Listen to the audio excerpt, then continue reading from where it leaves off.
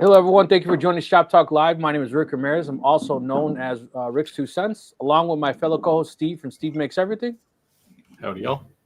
Andy from Andy Bird Builds, What's up, guys? and Roger from Roger Shop. Howdy, howdy. Looks like we've got a decent amount of people ready to join live, and of course, our loyal fan, Clayton. Aloha from Hawaii, everyone. Please smash that like button. He's a staple. Yes, that's a good thing. Welcome, everybody. Happy Hump Day, everybody. Happy Hump Day. After my day today's work, I needed this for sure. Now I'm kind of in the same department there. And, Modelo. all this DEI. Actually, stuff, I've got a whole bucket of it here. nice. All this DEI stuff that companies are getting rid of, they're not whatever. And I had my boss actually tell me today that I don't realize he wants to officially tell me, air quotes, that how lucky I am, and realize that most people don't walk in my position, the rank that I walked in. I says, Dave, what you don't understand is it's 26 years in the field, right? Like, so I may not, have been a desk jockey my whole life like some of these guys, but I can run circles around anyone I work with. And that's not being cocky, it's just being honest. But it's like one of those things you're like, how bad do I need this job? You do realize I'm a pretty good fighter, right? I had that question roll through my mind every day for the last 18 months that I've been working. Oh, man. And then one day I answered it. I was really no is the answer. I don't want to be here. I was really looking forward to this video. We say happy hump day, but it's a sigh of relief for me too, just bullshitting with you guys and seeing the same people and watching our community grow. And yeah, I needed this today, guys. So thank you. Hey, did we get? Have we hit 400 members yet in the Facebook group? Yes, I actually shared it on Facebook and made us a little like. We are 404 right now. Nice. Yeah, so we have officially hit it. So that's very cool. Yeah, I made a little some artwork. Let's see, where's it at? I don't know if you saw it. Yeah, you see it. Yeah, that's cool. Go upstairs now. Yeah, so we hit 400 members. Very cool, very cool. If anyone has any questions, let us know. Let us know. It's the first time joining, or even if it's not, just let us know where you're joining from. It's cool to actually meet other viewers and find out you see people are rubbing shoulders, so to speak, didn't even know your neighbors. Aloha from Pennsylvania. Pennsylvania? It's where they make pencils. Not pencils. Pennsylvania is where Bamperino lives. Vampirina? What is that, a cartoon or something? It's a show. Oh, okay. Oh. All right. We'll go viral for that. Other kids may understand. Pennsylvania. Nice one. Manuel said, hello from Southern Maine. Nice one, nice one. I got this. Okay, go upstairs now. Please go upstairs. Thank you. I got a little bit. Means I got a not little too bit far of show from and me. tell here for tonight. All right, let's see it. Starting with that Show. shirt. Oh, no, besides that, this is a return from Amazon. Amazon buyer returned their purchase. What stated was the reason was the contents were damaged. Well, I got to show you what they sent me back. Wow, that's some damage. That's nice of them. Wow. Yeah. So what did you send them? Oh, this isn't the first time that's happened. But they usually, what they do when they do crap like that is maybe some rocks or something to make the weight. This one was an empty box. This is not worth the trouble to file the fraudulent claim. You'll involve an hour trying to make a claim for that back with Amazon. That's why if you are going to sell on Amazon, be aware that happens, and not a lot, but it happens. So because of that, everything I sell on Amazon has a higher price than what I do on our website, Etsy, or eBay. My sister ordered a scooter, like one of those expensive electric scooters, and they didn't box it. They shipped it in the box and said the scooter, and they put it in front of their house. What do you think happens when the kids get out of school? Swipe, right? So and she has a Ring camera, so she literally saw someone just walk off. You know what I mean? And they made her file a police report. What do they expect when there's a box with a big picture of a scooter on the side. Right, it's worth over $1,000. Like, why did you put it in a box covering up what it was? How often do you get that, Roger? I probably get 3 a year where somebody will send back an empty box or they'll send me some rocks or something like that. And that's out of probably I would say we do at least 1,000 sales a year on Amazon.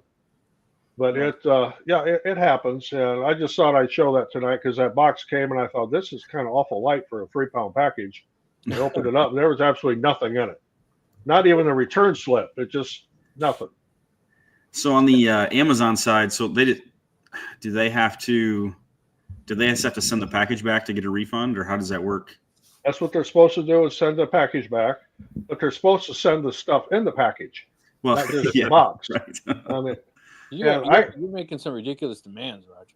I got into a big argument with one of the Amazon reps here a couple of years ago. I says, well, that happens. You just kind of have to accept that. I said, I'm going to order me a 85-inch TV, and I'm going to send the box back. Yeah, right. Oh, you Stu can't do problem. that. Just make sure You get a it's an free Amazon TV and you product. get rid of some garbage. Make sure it's an Amazon product, so you don't screw a seller. It's directly to Amazon. My wife just went to this Amazon store today. I guess you pay by the pound, and there was people that were like, I guess like brand new clothes or shoes are like not in the package or with the tag off of it. So Adidas, Nikes, all the stuff that they sell for like you buy it by the pound. So she said there was like all these little mom and pop type stores. They assumed they were because they were ordering, like purchasing hundreds of shirts, right? Nobody would do that, right? But crazy. That's Latinx designs. So you still gotta come up with that OnlyFans credit card for Steve there. Oh my God. Actually, after I saw that post, it was funny because now it's coming up in my newsfeed on Facebook, and a lot of people on Etsy, they sell a sticker you stick over your credit card, so that it still exposes the the chip and all that. It still works, but it won't actually say it. And it says OnlyFans, so they embarrass people when they pay. I thought it was funny. Steve, you running any sales like 50% off or anything? No, that's not my jam. Oh man. If you want it, you got to pay full price. For what? Oh, everybody pays full price with me. That's how it works. That song, if you want my body. Well, the thing is, like 90, take me home. 90% of what I do is custom, right? So I'm only going to make one of them. It's not going to be on sale. Yeah. No, I agree He with said that. he watches your videos, Steve. Well, he watched. So I just did one yesterday about not negotiating prices because customers, right? Oh yeah. Like I said, like in the intro of that, it was like you get a customer who brings you an $1,800 job and then says, "Oh, can you do better? Because I can get this for $100 at Walmart." And my answer is, you look at your watch and you say, "Well, you better hurry. They close at 9." That's why I like doing memorial stuff, to be honest with you.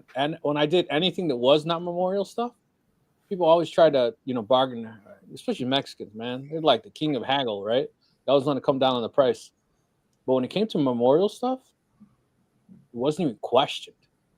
Like nothing, ever, not once, ever. Like I tell him, hey, it starts at 50. He goes, it's pretty much sky's the limit, right? What do you want? And I break down, it's all itemized, and they just choose it within their budget. And I've never once had anyone ask me for a discount.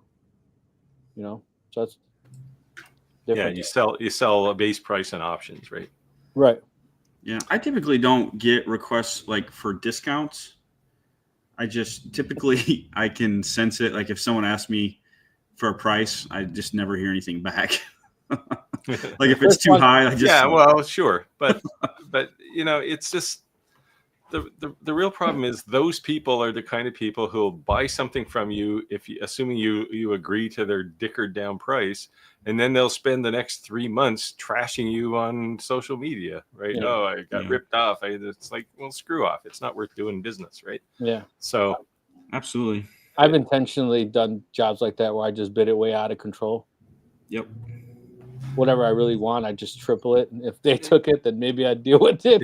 Well, yeah. So I have done that. It's like, you talk to somebody and you go, yeah, I know you're going to be a problem customer. So what I would normally charge somebody else $200 for, I'm going to charge you $400. Yeah, but every now and then sometimes they'll say you're like, okay, "What?" and it's like, fine, I'll do it. You're like, what? You guys I've ever done that heard? before too. I've just like way overquoted something that didn't want to do it, and they say, "Okay, go ahead. I'll just gonna get it." Yeah. So Roger, they want to know what's the price on an empty box? Oh well, just in case anybody's curious, what was in there was a set of mounts for a Sculpt Fun S9 laser. Oh, so They're it's someone 3D in the printed. community. So it's like $10, and they Someone in the community, come on, man. so then priority mail to send that to where did I send this to? That went to Texas, so that was probably $12 priority mail to ship that. We Yeah, should tell do me something, when they return it- and everyone can mail them a package. You say, Yeah, so you what's should their get address? on, you should get on social media now and dox them, right? Just Yeah. Yeah. like, don't ever sell anything to this address. I and actually was tempted to give the name and everything else. I'm not going to do that, but Send people to the box. Hey, I the other tried it. They downside won't is on an Amazon return, they send it back UPS, which is way higher than what post office would be for a 3-pound box. So I have to pay that too. So I mean, Dennis the says- whole out of pocket thing, I'm out about $30. That sucks. Dennis says, "Do all of you guys do this full time job?" I try not to, but it tends to be full time. Yeah, it's full time for me. I still work. Not this, but actual work. You know, I was talking to Daniel the other day. He hasn't been in our lives in a while, and he said that, you know what, he's been focusing so much on YouTube that he hasn't sold anything. That is the challenge, right? Like, I mean, lately, Yep. like March has been brutal for me from a YouTube perspective, right? Because I wanted to do a couple of business videos that I've been lingering on for months. And then I had a couple of other things I had to get done, contractually obligated to do. And I go to my shop and I start recording video and I never get a chance to do anything. But I did have to take a break this week to do a couple of things. Yeah, I ordered like 200 fence pickets. And there's just always something to do. And I told him, I gotta make these flower boxes. He's like, blah, blah, blah. I'm like, you don't understand something. It's like a small window of opportunity, right? The next 2 to 3 weeks is my opportunity. After that's gone. I mean, they'll buy it here and there. But that's like your cream of the crop, right? And like with us, the only thing that saved me was we had like 80-degree weather and then it snowed. It was like 78 degrees, right? Right, Yeah. Roger? Sounds like the weather on the West Coast. It snowed and it was crappy. So maybe they bought me a little time, but time is of the essence for seasonal items for sure. Now this week I had to make probably 600 Lamacoid signs for solar guys, and when they come to me, I drop what I'm doing because they bring good business. Chris said we have a chain here called the Reject Shop. I send the price negotiator to. There you go. Clayton said he got an empty package from Amazon the other way around. Man, terrible at fishing. Yeah, that's crazy though. There's terrible at fishing. You guys, any questions? Let us know. Hey, so spring has arrived. You guys doing anything special? I own a greenhouse business. That's special. So Roger won't be making any videos until like July. Yeah, it's really tough for me right now. In fact, I've got help coming this weekend. We've got 9,000 lavender plants to transplant, so they're going to do that this weekend. Wow. So my daughter would kill me if she knew this, but she's anal retentive like me. Like if something's sloppy, she'll literally rip it up to rewrite it, right? And the reason I'm going to show this is because my mother used to always say, speak it into existence, right? When you want to do something, write it down and speak it into existence. And then it happens. And my daughter literally wrote out goals for 2025. Goals for 2025. And she wrote out, she threw it in the trash and it took it out, right? 7 goals that she wants to do. And I'm asking, like, do you guys still do that type of thing? Like, what are some goals that you want to do? Like, hey, I want to, post 3 marketing videos, or hey, I want to do at least 1 new venture per week, or do you write down some type of goals to hold yourself accountable to it? I do that. I don't every write day. them down. I think of stuff that never gets done, but Well, I write them down. I write down too much. Yeah, see, that's my problem too. I'm so disorganized that if I don't write it down, it's just never going to get down. Yeah. I actually made when I decided I was going to quit work full time, which is approaching 2 years ago. I made a list of things I was going to do in the first couple months that I, quote unquote, retired.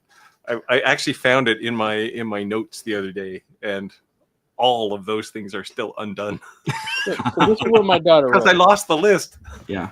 My daughter wrote, number 1 is enforce better study habits.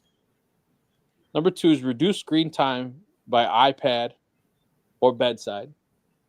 Number 3 is eat healthy, maintain good weight. She's a girl, right? Number 4 is get all A's by the end of the semester. She's in all AP's honors classes. This kid's smart. She's not like me. Number 5, keep and maintain room cleanliness.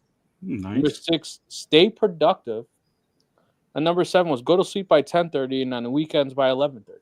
Like, I know grown adults who wouldn't have a structured goal, anything to remotely reflect this. I mean, my thing is I can't stay up that late. To me, 9 o'clock is like, Yeah, I'm the same way. And because I actually test, measurably on the autism scale. So there's some certain habits I have that are unexplainable. One of them is at 10 to 10, I head to bed. I read until 10:30 and then I go to sleep.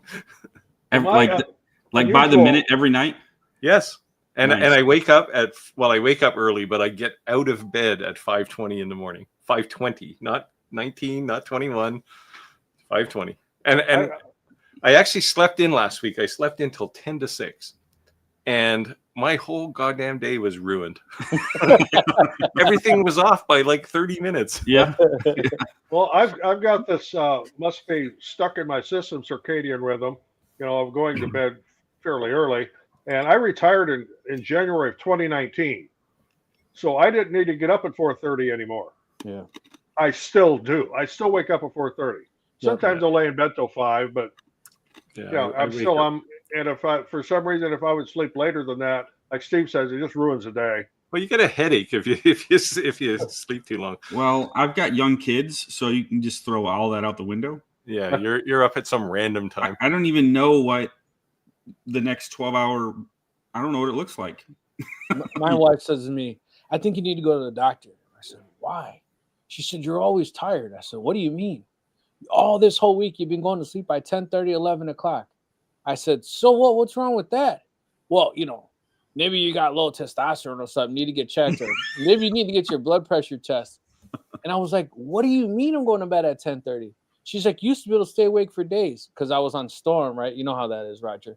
Yeah, so we'd stay awake. We'd do 2 days straight, 8 hours off, and then I'm sorry, no more than 3 days straight, 8 hours off, and no more than 1 day straight. That's it, right? 3 days. And I can't stay awake for more than about 8 hours. I have the best thing about not working full time for me now is I can have a nap at 2 p.m. Yeah. So she says, you used to be able to stay awake for 3 days. I'm like, you don't understand something. I conditioned my body to do that, and over years, and I haven't done that in 3 years. So my body's not used to that. So I go to sleep normally by 12, 12:30, and I'm up, like Roger said, by 4:30. If I want to. It's 4:30. It's like, so you sleep 4.5 hours a day, and every now and then you just like get tired. So maybe I'm tired all the time. So yeah. So maybe I know she doesn't watch our lives, but just admit like, hey, maybe it is our age. What I discovered is as I got older, and it's really only the last couple of years when it's been really bad. I get a lot less sleep, and doctor of course says, as you get older you get less sleep, but I still need sleep. That's the problem. All right, guys, put it in the comments. What time do you normally go to bed? What time do you normally get up? Let's hear this. Kind of put your age bracket in there because there you go. Yes, I'm in my getting towards the upper 60s here, so 9 o'clock to me is kind of bedtime anymore. Yeah, them days of my young days are going out and bar hopping and staying out till the bars close, and then come home, sleep for a couple hours, get up and go to work at 6 o'clock. Now I can't do that anymore. Yeah, I couldn't could even think never of doing actually that. do that. Like when I was a kid, I was like the only kid in my neighborhood that didn't have a bedtime, because by 8 o'clock I was gone. Yeah. Willow Tree said my Shapoko 5 4x4 last week arrived, cranking out some projects. Nice. Good deal. Where's your Onefinity? I said I wish I could say the same. You know what? I got an email that said that, hey, American, we're taking our time. Is it still in the queue? Yeah, it's in the queue. I couldn't even believe that they couldn't even like reply to me with like a. Don't they email. still have the thing that tells you what serial numbers they're working on? Nope. I can go on right now and. Huh. Well, I'm just gonna have a look, because they used to do that. Like both of my Onefinities, when I bought them, you could go to their site and it would show you what they were working on. Nope. And I guess maybe they probably don't do that anymore. Well, I'm still in the queue too for one of my Anycubic printers that was 3D printer was supposed to be here last week. I thought, okay, it's going to get here. Got to make room for it. I sold my 2 King Rune printers. I got a whole lot of room on the counter over there. I still don't have that Anycubic printer here. I'm in the queue. Yeah, it appears that they removed that. I'm logging in right now to see if they say any change before I make myself a liar. Here you go.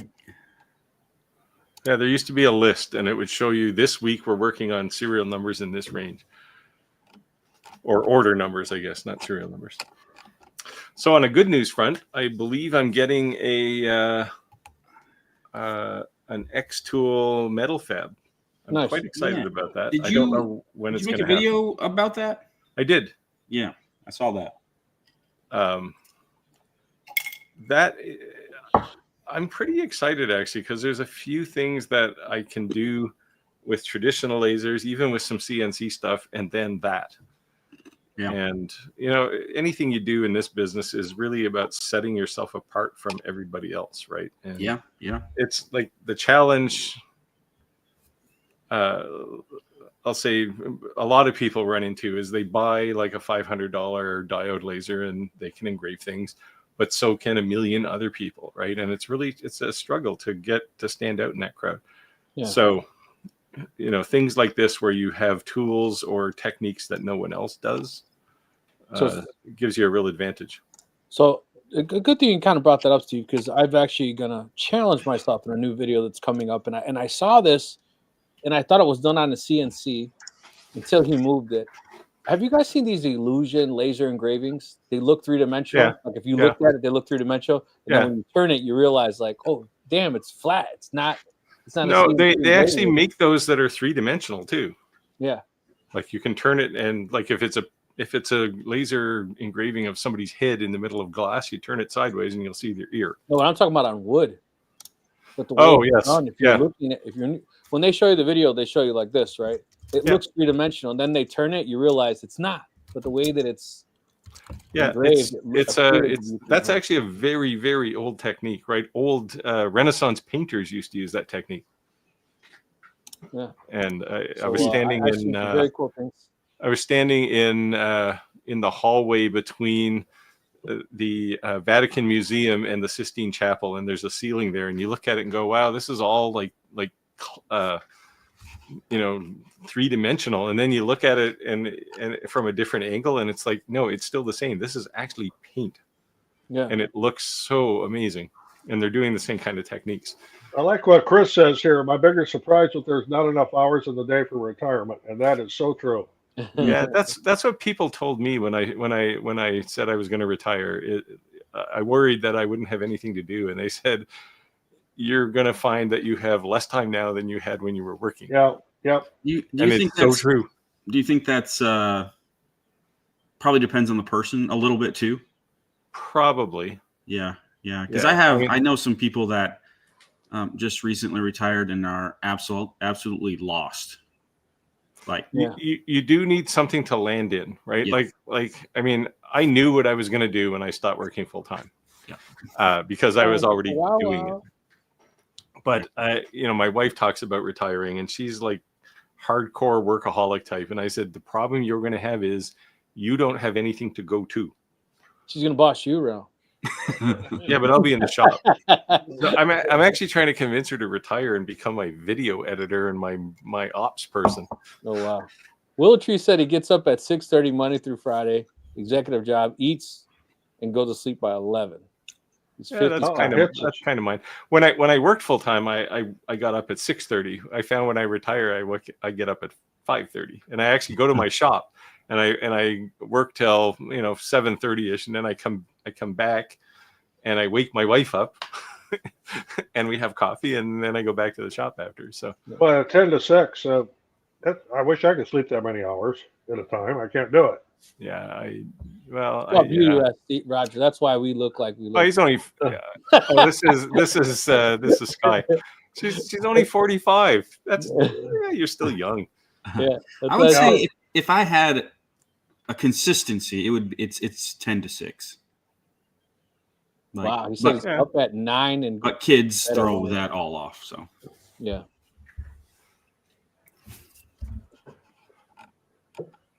Sleep till 5:30. 8 to 9. Okay. 11 to 6. 84. He's 84. Yeah, I can see that. I can see that if I can stay up that late. And occasionally I will manage to stay up till like 11 o'clock or midnight, but it's pretty rare. The weird thing is, if I do stay up that late, I still wake up at 4:30. Yeah. It's just like it's a circadian thing that's stuck in me. Roger, come down and wake up with my 10-month-old. He's getting up at 4:30 every morning. So my son is 5, but he sleeps in his own room. But occasionally, I wake up with him in my bed, right?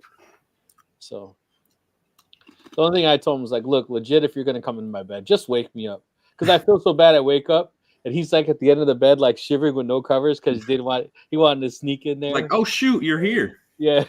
I'm like, just tell me you're here. I'm at bed at that point. Chris goes to bed between 3 and 5 in the morning. Chris, you should move to North America. At least you'll be in the right time zone for sleeping in the dark. That's crazy. Bed by 11, 12, up at 6:45, working. Another month away for retirement. There you go. Yep. Yeah, Mike. Hey, Steve. Said I'm 39, 3 kids, Monday through Thursday, sleep 10 hours in my truck, but Saturday and Sunday, 5 to 6 hours sleep. I have a buddy of mine he drives a truck, and he knows I get up at 4:30 in the morning, and he's waiting for a load. So he's like, "What are you doing, bro?" And it was like Saturday one day. He's like, "Why are you awake?" I'm like, "Because I can't not sleep." So it's like 4:30. We're sending the Facebook message. He's like, "What are you doing?" I'm like, "I'm taking a dump, Facebook scrolling." "What are you doing?" A little too much honesty there. Yeah. Thompson, 65 years young, better around 1:30 to 2:30 a.m. Wow. Yikes. See, I'm waking up about that time of day. I'm putting in the hours, man. Putting in 3 to 4 hours of sleep. I mean, I couldn't operate. I could do it for like one day, and then. Rich said, 40 years old, I go to bed around 11. I get up at 3 a.m. for work. Work the weekends, I get up at 4 to 5. See, this is what I'm saying, man. Like, we are hard working people in this country, man. Like, it is just seeing the hours that people put in. This is the reason people are watching these type of lives, because they're busting their ass on their Monday through Friday, and they're looking for a side hustle, because they're obviously, nobody wants to sleep 3 to 4 hours every day, right? But you do what you got to do. Willow Tree says, plus I live in the States, so I'd probably have to sell my firstborn to buy anything in Canada. Man. Yeah, but you only need half as much money to buy something, because the exchange is low. Once they change their address to U.S., it'll be different. Yeah, I don't think that's going to happen, actually. I know. I'm just booking them. Here, 3D Experiments has got my Bamboo Lab P1S 2 weeks ago, going nonstop. Retired, so a 3D print for charity only, and there's nothing wrong with doing things for charity. In fact, I've got a project coming up Saturday I'm going to relight a kitchen in a commercial nonprofit place. I can't say where it is, but I'm going to change all their fluorescent lighting to LED, and I'm doing it gratis. I mean, it's no charge. Hey, I tell you what, 3D Experiment, I don't know if you know this, but we have a pretty well-known growing Facebook page. If you're not already a member, please do join. I would highly recommend that you post some things that if you're doing things for charity events or raise things, I'm sure as a community, other people would be willing to purchase to raise things for non-for-profit things and or have that's awesome. That's phenomenal if you're doing that type of things to help other people. I'm sure the community, the makers community would support you as well. And if you're in our live and you haven't joined our Facebook group, make sure you join it. So if you go to shoptalklive.club, it automatically forwards you to our Facebook page. That way we don't have some crazy URL we're sharing and you're like, what? So it just makes it a little easier. Oh, man. Did you see this, Roger? See what? Hold on a second here. Hold on a second. Oh, Jay, don't play. Oh, there it is. No, it gets better. Gets better. There you go. Hey, Roger. It's because you're such a snappy dresser, man. No. Yeah. Yeah. So I don't know if anybody else saw the bamboo H2D announcement in a lot of the reviews. I was quite excited that maybe this was finally the time to get a bamboo, and then I saw the output. It didn't look all that fantastic, and Roger said we were talking before we went live, and he didn't seem too excited about it either. So I've heard that. And it's one of them things. They're trying to make it an all-in-one. So you got a 3D printer, you got a die cutter, and you've got a laser. If you want a die cutter, get a die cutter. You want a laser, get a laser. And even reviewers have said if you're going to want to do a lot of laser work, buy a laser. Don't buy a 3D printer and do laser work with it. It's, Creality tried that with their 3D printers, putting the laser head on them, and then they tried the die cutting thing. And maybe bamboo's got something I don't really know about. The problem though with having a laser in there, especially if you have a die cutter, but probably 3D printing too, is there's going to be so much crud inside the laser after a while, right? And this is my issue with the Xtool M1 Pro too. It's like you're going to cut something with a laser and then you're going to lay down a piece of paper on there and draw something with a pen, right? Like it's going to be crap when it comes out. Exactly. So, yeah. We keep saying that anytime you buy a tool that's specifically for a unique skill set, so to speak, whenever you buy anything that's a multi-tool, it's never the best of anything, right? It's kind of like mediocre across the board, right? I think that just goes in general. And I'm going to show a little something here. This is the newest We Create Vision Pro 45-watt laser. So very cool. Nice class 1 laser. I have been playing with it. Well, I got a large order for coaster holders a week ago. So I cut 100 coaster holder parts. Look at that, Steve. Out of this. And the inside of that laser is now absolutely filthy. Yeah. Yep. Does this still use their Make It Create software, or does it have just full Lightburn support? The Lightburn support, it does have Lightburn support, but that's a pain in the ass. Yeah. Well, I create my stuff in Lightburn and then I export the SVG and pull it into their. It does have. We Create does have probably the best Lightburn integration, but it's still problematic, right? Like you lose a lot of functionality. Like the reason they built Make It Create or Xtool with XCS in the first place is that you can take advantage of all these extra features that Lightburn just doesn't handle.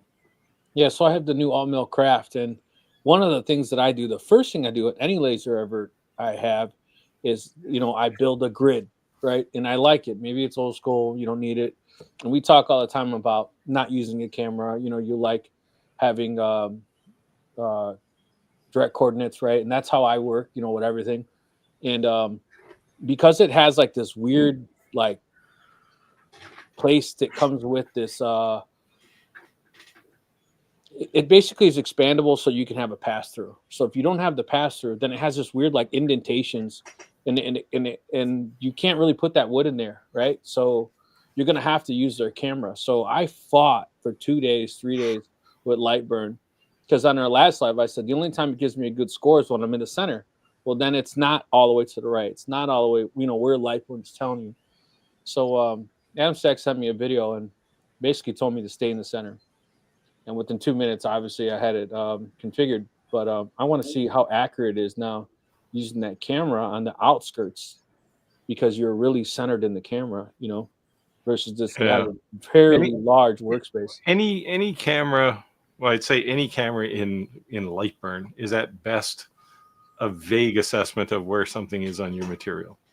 Yeah, so we'll see. You can get it, like I know Clack spends a lot of time to do calibration on things, and you can get decent, but it's just such a pain. Like you put thicker material in, and now your camera's not calibrated for that, right? So it's just one thing I will say about WeCreate and their camera, and that it is dead accurate. Yeah, I like their camera. Dead accurate.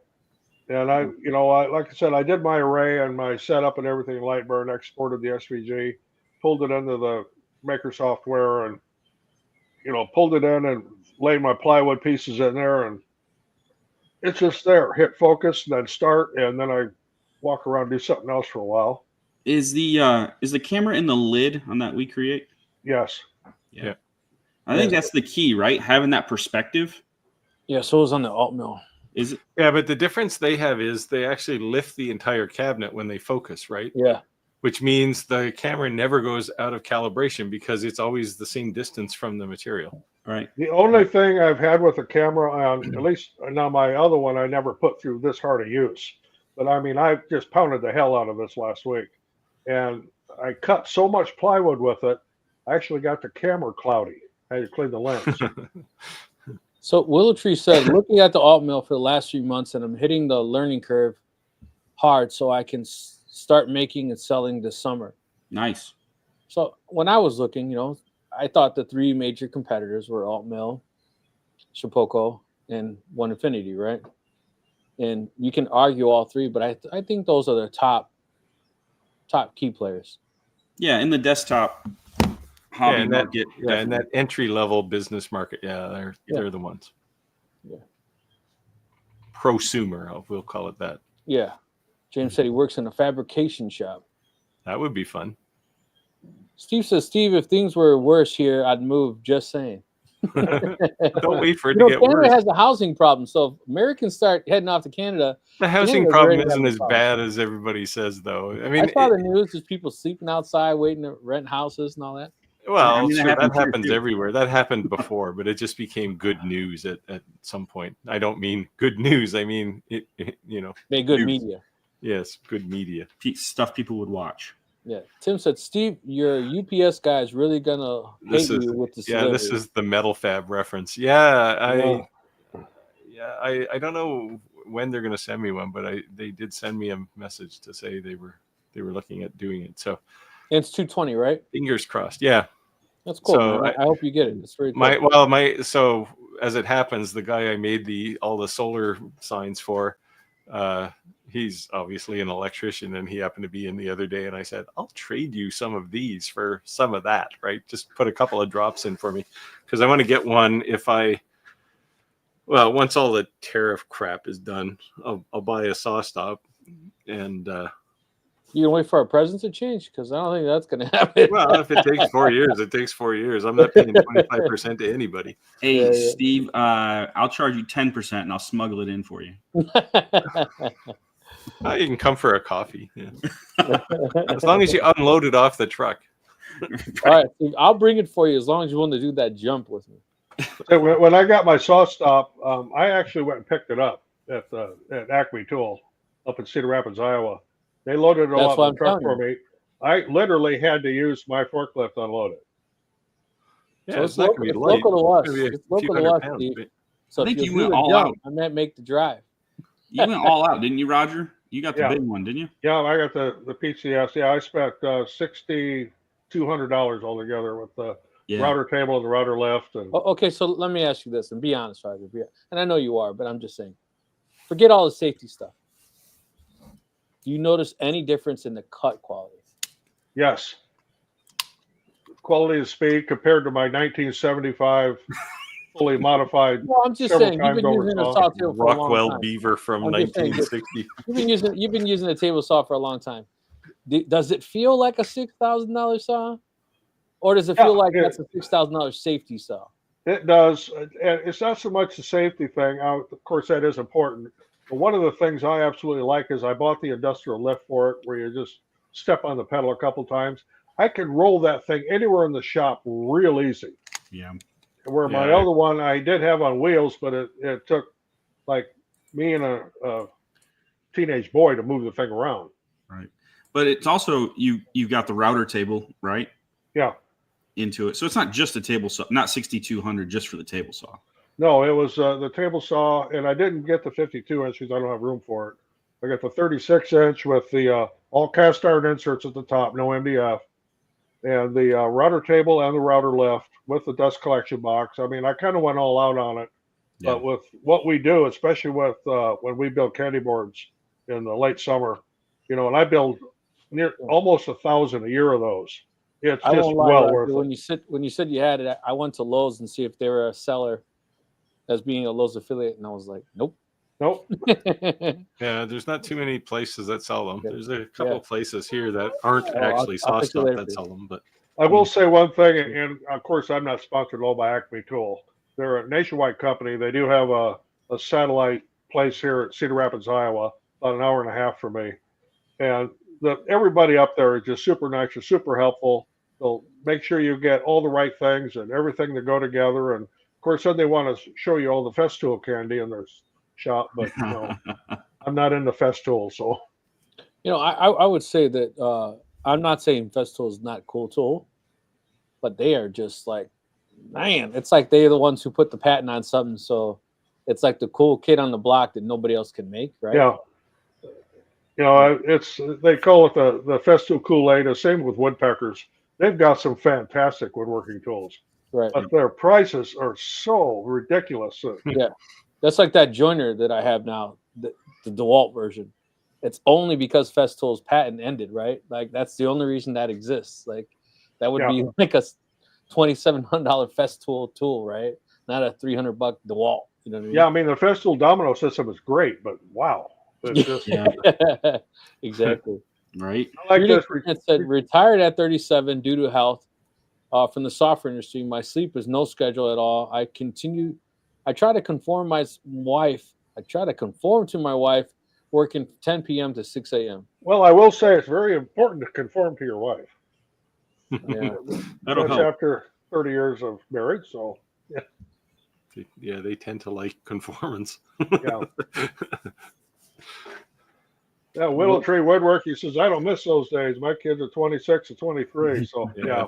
Both of my kids are over 30 now, So I started over. I got a 16-year-old and a 5-year-old. That's a spread. Yeah. Yep. My wife said, I don't want to work anymore. I said, why? Our daughter's old, pretty soon she's not even think we're cool. She didn't want to be around us. I said, I understand if we had a kid. Bam.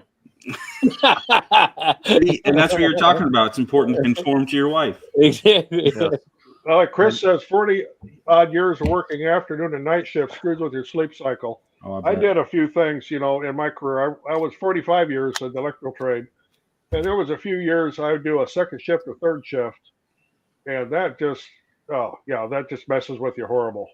Yeah, I tell you what, Roger, is that I lost some good friends because they'd see how much money you're making. You pull up in a $117,000 truck, and they're like, "Dude, what are you doing?"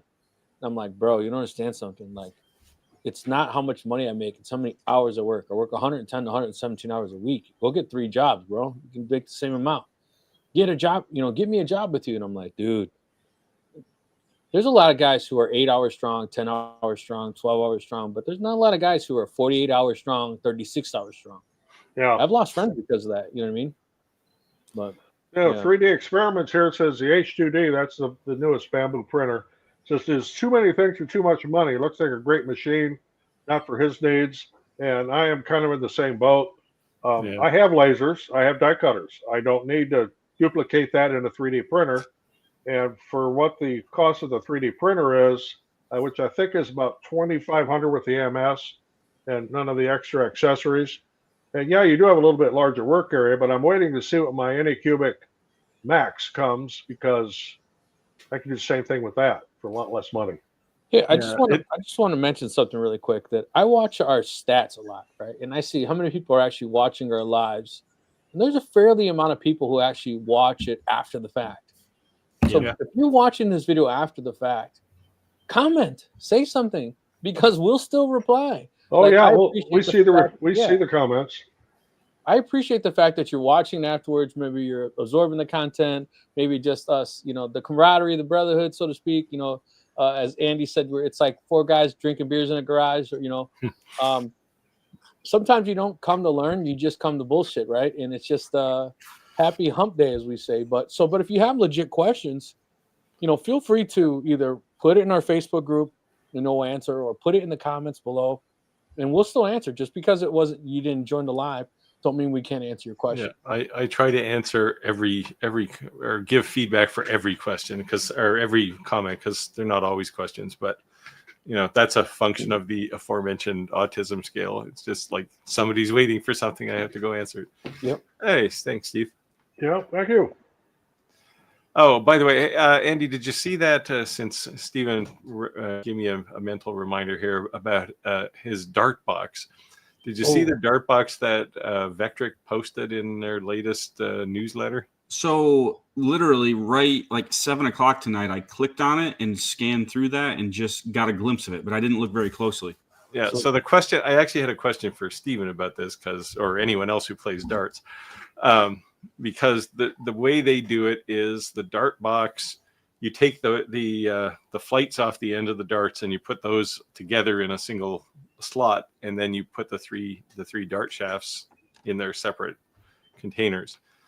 And I wasn't going to do that because I wasn't convinced that people want to keep taking the flights off the darts every time. Yeah, I have a couple of those boxes. I can actually go grab them right on but they're plastic, but they're nice clips. Yeah. But it's I made one, which I still owed one to Stephen.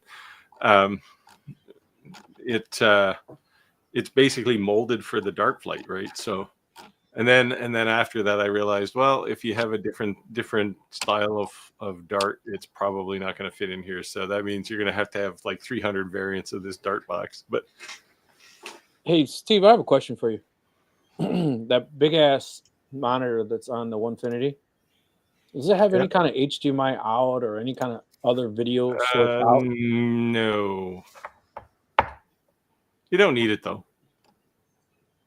Why do you want like something you can put on the wall? Yeah, that's what I was thinking. So if I was doing other things, I can just glance at something or look at something. I was just wondering. Yeah, I don't think you can put. Yeah, I don't think there's I mean, inside the box, the first thing you're going to do is crack this thing open anyway, right? But there's, I guess it's a Raspberry Pi or something that controls it all. It's something like that anyway. And it has an Ethernet port on it, which they claim they don't support. There is an external Ethernet port. And it probably has an HDMI port, but I don't know that they put anything out on that port. Okay. Multicrest said, hello from Georgia, checking in. Dedicated CNC computer and screen, kind of cool. Yeah. Oh, another thing just came to mind since we're talking about looking at specs is I think that YouTube used to be, and I think we kind of touched base on this last week. YouTube really used to be a kind of a thing that you thumb through on your phone, right? And I'm doing a deep dive on our specs, and it's becoming 46 to 36% views on a TV. So when people ask us like, hey, why are you reading these comments or why are you doing these things? Because, hey, somebody might have that TV and the volume full maxed. It's the same exact reason that somebody'd have, their phone snoozed or locked in their pocket and they're listening to their ear because they're doing other things and doing that. So yeah, when you made this comment, I think it was last week, I went and looked, and in my analytics, I'm split pretty much 3/3. So a third mobile, a third computer, and a third TV. It's TV not quite viewing- a third because there's somebody out there who uses a tablet to watch Yeah. it. It might actually be me because that's how I watch it most of the time. But Well, in My the, TV viewing in the past was like slim to none, and now that's what I'm saying. I was really surprised at how. YouTube Come put out in their the CEO or whatever they call themselves, the leader of YouTube, puts out a yearly newsletter, and they said that there's been a massive shift in TV viewership across the platform. That more than half of all views are coming from television across the whole entire platform. That's more a function of how people are using televisions as opposed to how people are using YouTube, right? They're getting rid of cables and satellite. Well, my thing is there's better stuff on YouTube than there is on network TV. Yep. I mean, let's be honest. Let's do a little I survey. mean, we're on YouTube, so of course. Yeah. It must be awesome then. Yeah. Let's do a little survey here. How many people actually disconnected their cable and they're purely streaming now? And that's becoming more and more common. Yeah, I mean, I did. That's what I do. I did it. We still have satellite, but that's because my wife wants it. Otherwise, we wouldn't have it. I'd just be streaming. But the streaming part and having to work on the smart TV, it's a little beyond what she can do with the remotes. Yeah. So he asked me to share. So this is Willow Tree's first work on the Shapoka. Nice. Right. Good job. Cool. Very cool. My first project ever on my Shapeoko, this was 7-8 years ago now, was the Shape of Michigan. So a similar project, Shape of a State. Great first project. Yeah, very cool. Now do it in a 3D relief. There, I did a video on it. You can go see how it's done. There you go. Jim says, talking about buying as an engraver, most of the items I engrave originate in China. I'm really afraid of where the costs are going to be going over the next month or so. It is going to kind of depend. And to give you a little example, in case anybody doesn't know, we own a greenhouse business. The potting mix we use has to be 100% soilless for USDA and APHIS requirements so we can ship interstate. Therefore, our mix comes from a company called Sunshine, which is in Canada. And that is imported. So therefore, I bought several pallets of it ahead of time, just in case it gets hit with that tariff. Did you get a 4-year supply? So, Well, I've got enough to get me through this year. I've only got so much space here around the shop. But yeah, we have pallets of mix sitting in front of the shop now. yeah, so one of the things we keep saying is that I don't want to say it, but there's another Facebook group who's pretty well known, another influencer, and she posts all these like affiliate links. Like when somebody asks, like, "Hey, where can I buy this type of things? Where can I buy this type of things?" It's always referenced to Amazon, and I would say like Amazon's a great resource. Amazon almost ruined us to the point that like you're like, it's not going to be here in 2 days. You know what I mean? Yeah. Like we're just so Amazon's spoiled. But keep in mind that Amazon's a retail. You may get some decent deals. I'm not saying that. But a good portion of your profits is in the item itself, right? So this is a legit concern to be concerned about. Like, hey, we're talking about, Steve's favorite making coasters. If I order coasters from Amazon, and I pay 85 cents, that same coaster, if I order from China, 6 cents, right? So yeah, and a lot of Amazon sellers are actually buying from China. That's what they do. Yeah. Yes. Yeah. Yes. Yeah, I mean, literally, I have 500 of those slate coasters. If I took those and put them on Amazon for 85 cents and 95 cents a piece, and I bought them for 6 cents, that'd be a good profit just to get rid of them. You know what I mean? Yeah. Yeah. See, that's the problem though, right? You had to buy 500, Yes. and then it becomes a storage issue.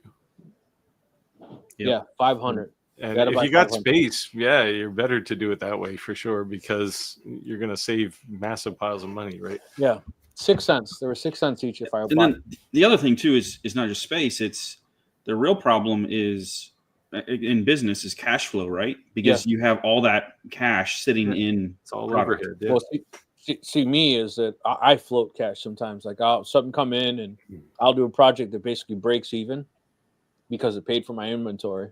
Well, the next like, thing yeah, that comes yeah. up then is at tax time in the IRS and your Schedule C is inventory. Yeah. Yep. What you do not want to have is inventory. Yep. Yeah.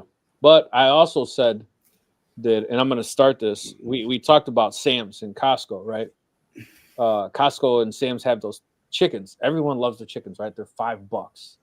At the end of the day, like they put them at the back of the store for a reason.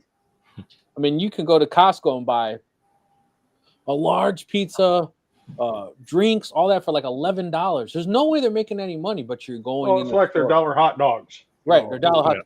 You know, Yeah. I used to eat Costco. I used to eat lunch at Costco every day to the point security started following me. I was going to steal something. I'm like, dude, I'm required to take an hour lunch. This is the cheapest place you can eat lunch, and it's good. So I get a hot dog and a cheese pizza, and I just walk around for an hour. You know what I mean? My truck has a GPS. They know I didn't take an hour lunch.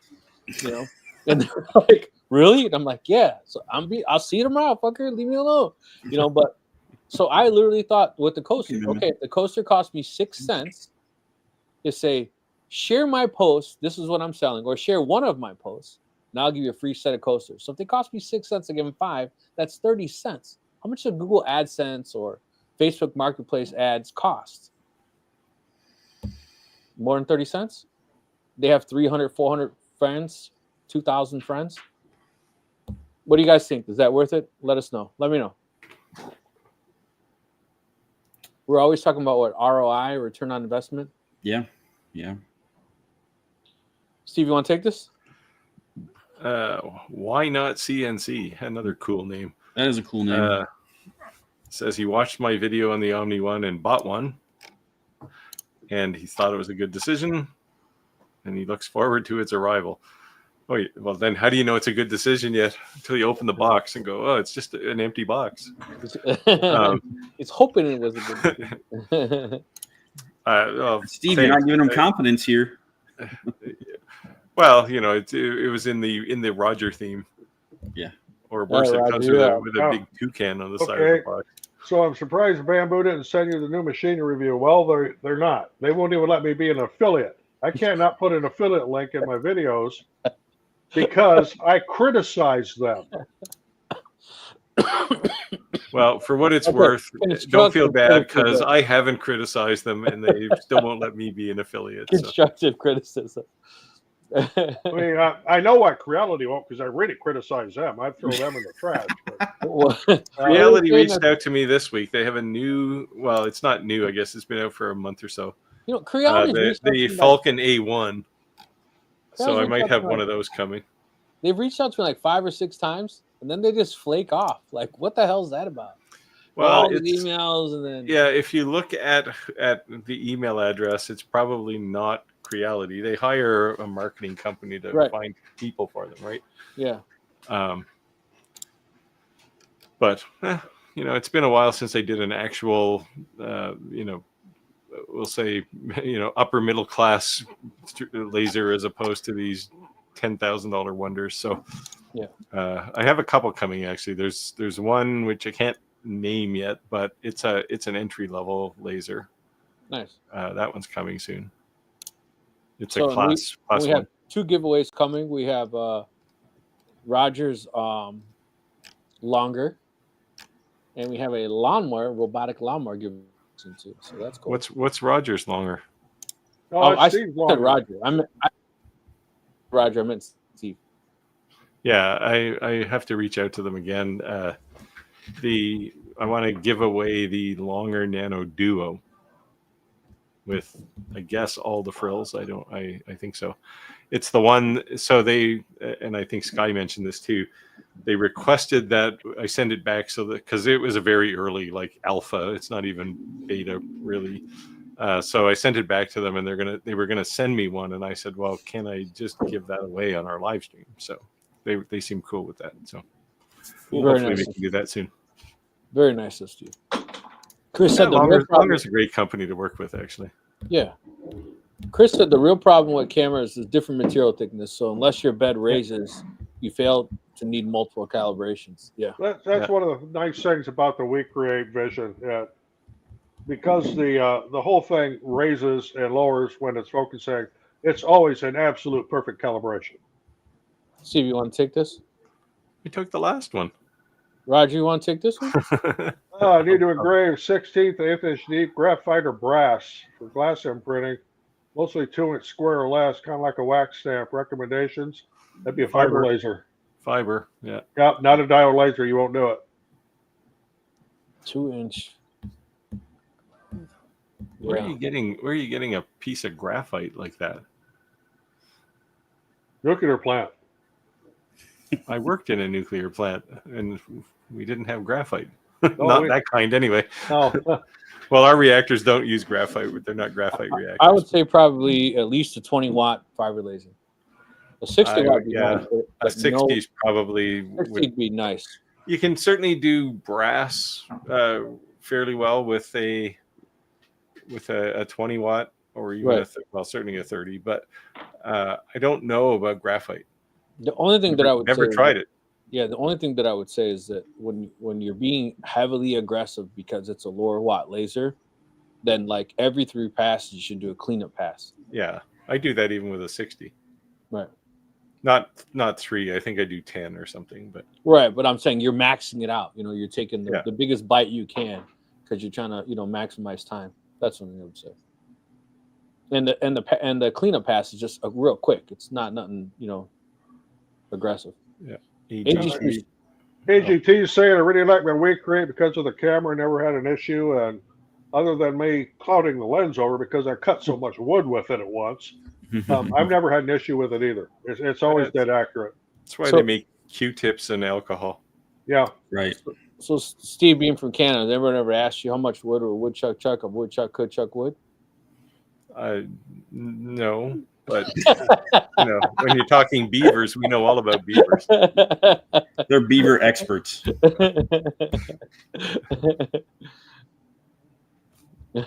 Where I live, we don't have woodchucks, in part because they can't dig a hole here. But we have these ground squirrel things that are like prairie dogs. Oh, little striped ones. Well, they're not prairie dogs because they live on the coast, but there's something like that.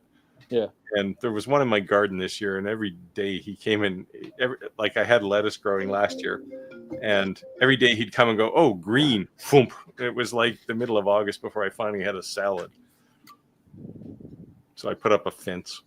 Yeah, we fight with ground squirrels around here, that and groundhogs, and raccoons and deer constantly. In fact, our garden has a 8-foot fence around it to keep the deer out. Yeah, we have lots of deer here. They love hostas though, so. All right, Steve, this question's for you. Chris says that dart box. I think I'll have a few orders from my dart club. Is this so, Chris? You're talking about the dart box from the Vectric newsletter, I assume. It looked really nice, and the reason they pulled the flights off was because it allows them to make the box smaller. Yeah, I get it. That's why I wanted to know from somebody like Steven who plays darts. Yeah. Whether taking the flights off after every game is an acceptable thing. So from somebody that is not an expert dart player by any means, are you like preserving the flights when you do that, or is there? I mean, what's the reason for that other than taking up less space? See, I would worry more that if you keep taking them off, you're going to do damage to them. Yes. Now it's only a piece of plastic, so maybe it's probably not that big a deal, but. I guess they made a video on it, so I don't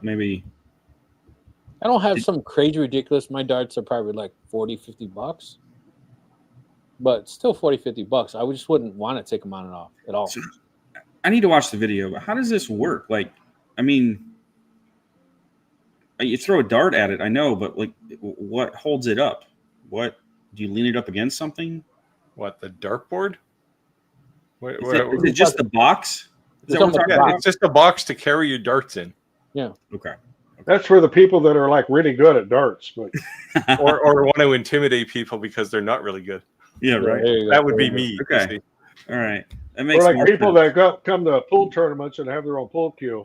Don't use the pool cue provided by the. Yeah, and it has to be one of those ones you screw together in like 3 pieces, right? Oh yeah. Yeah. And right. I'm not that good at that either.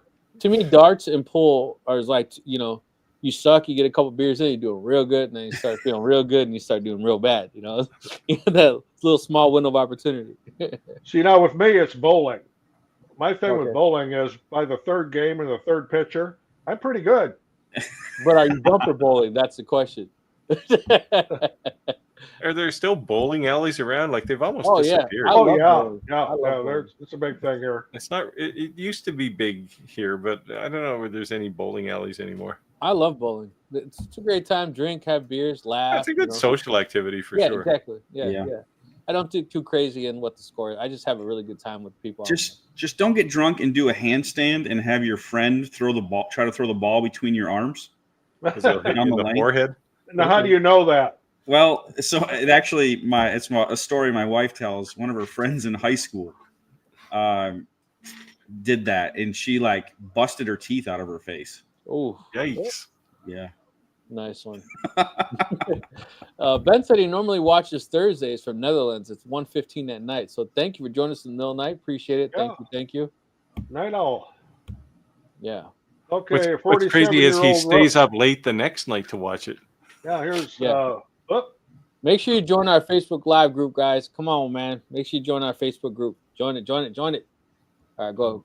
I hate back up when to you do that that. comment. Let's take it out. Hold on. Let me take it I out. lose where we are in the comments. Let's go. Hold on. I try to keep up, and then I'm like, yeah.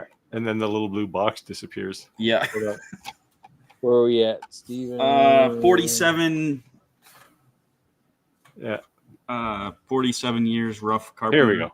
That's Okay, I'm a 47-year-old rough carpenter out of Wisconsin. That's a neighbor of Illinois. Tired of the dealing with the weather, weight, and attitudes. Thinking about purchasing a CNC with zero experience. There you go, Andy. You can direct them the right way. Yeah, so it's possible. Don't quit your job first, though. Don't quit and then start.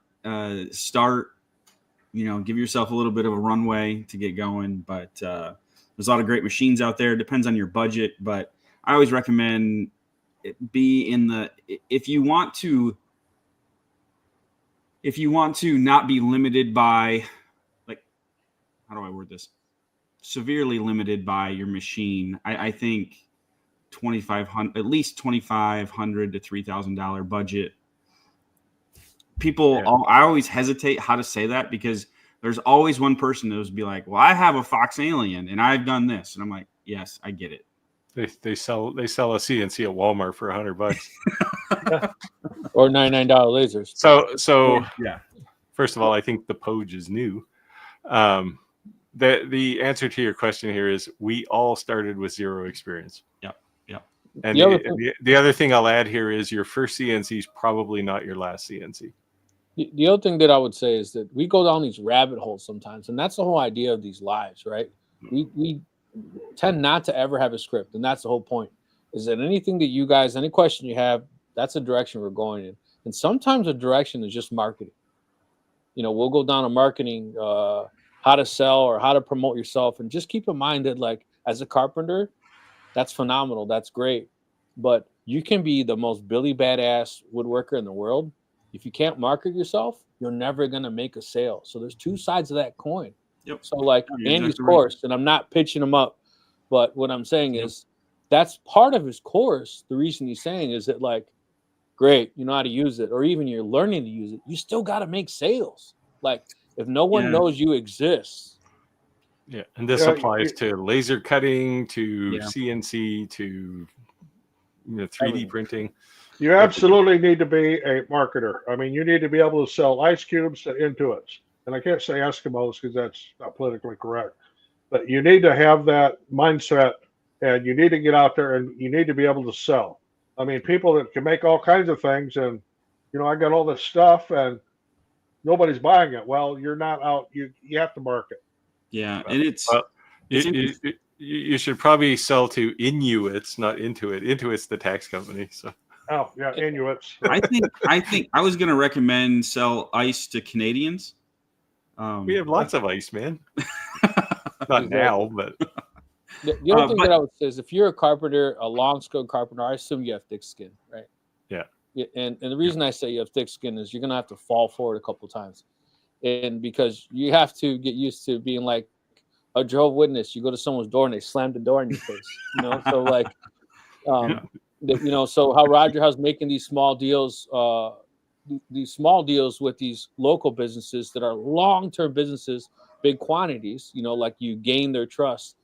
Those are the type of things that you're probably going to want to be able to do, like, so maybe local direct market to other people, so just keep that in mind too when you're keeping. It's not always directly selling to your customer. Sometimes you're a middleman, right? And that's okay. And it's not always what you think the people are gonna buy. I mean, I'm just gonna grab something here. You may think this is the greatest thing ever that you've designed and made, but nobody will buy it. That's because nobody wants it. Yeah. You need to find what people want. Yeah. So I was gonna say that is one of the biggest. I mean, have talked to thousands of people wanting to do this, and I have conversations every week with one-on-one coaching and different things. And I had the conversation this week. And someone was very, very passionate about what they were making. It was nice. It was at a fair price point. Like it wasn't a quality issue. It wasn't anything like that. And they still weren't selling. And that's one of the things that people, they try to like create the perfect product. Well, if I could only make a product good enough, and that is a lie. I've seen very, very crappy quality products sell like hotcakes. And not that quality isn't important, but it comes down to the customer. It's not what you think. If your goal is sales, you need to cater exactly to your customer. I mean, I use a restaurant example all the time. Like, let's say, I mean, you don't go into a restaurant. And I mean, I guess maybe you could, but I don't go into a restaurant and the chef doesn't tell me what I'm going to eat. No, I tell him what I want. Well, we got a restaurant here. The chef will tell you what you're going to eat. and I think there's also a fine line between woodworker and crafter, and you're stepping on toes either way. I'm going to go with that conversation direction, right? But like, I'll say Christmas ornaments. There's people who make a killing. I don't want nothing to do with it. But there could people that say, like, I make these challenge coins, and it's crazy. You got to polish. I want nothing to do with that. You know what I mean? But like, you have to enjoy what you're doing as well to be able to see that it's worth your time, right? But there's some people who like don't charge enough for their work because they don't have to. Like if it's, they just enjoy it and they're kind of breaking even or whatever. Mind you that you're in business to make money if that's what it's supposed to be, and you have to put yourself in position to make money. Another thing to keep in mind is if you can possibly do it, find yourself a niche market. And I'm going to switch over on camera views here. This is on the Bamboo A1 lab printers. These are raven skulls, and they're actually hair ties that my granddaughter markets, and I make them for her. She's a crafter too, but she doesn't have 3D printers. These are geared towards the goth people, women these are raven skulls, and they use them to tie their ponytails back, and extremely popular. So we keep saying that always find a niche, right? Or you should find a niche, but don't pass up an opportunity for seasonal items. Walmart sells Easter, Thanksgiving, 4th of July, Christmas items for a reason, right? They can't sell them year round, but it's a seasonal item. So there's some people, every big box store in the world does. So find your niche and then grow your seasonal item list. Yeah. We do a big thing with Halloween signs, and I don't have any I could show right here, but from usually August until obviously the end of October, we sell a whole bunch of laser cut, laser engraved Halloween signs. After that, I mean, you don't sell them. It's it's a seasonal thing. I don't do Christmas stuff because I don't have time. I'm usually in Mexico, sitting on the beach drinking beer. And so I do pretty well during Halloween. Hashtag priorities. I do pretty well during spring. I need to find more Christmassy type items that are my seasonal items that I can do well, because I do really well in the spring, my seasonal items. I do really well at Halloween, my seasonal items. I need a Christmassy seasonal item that I can sell. Christmas coasters. There you go. You got 500 of them sitting in a box. I tried, man. I posted in every Facebook group around me, and it was like wah wah wah. Make color ones. I'm even using one of my fork set coasters here tonight for my So beer. I was thinking maybe Father's Day is coming, so maybe I'll do good on the coasters for Father's Day. Some monogram coasters. We'll see. That's not a huge occasion though.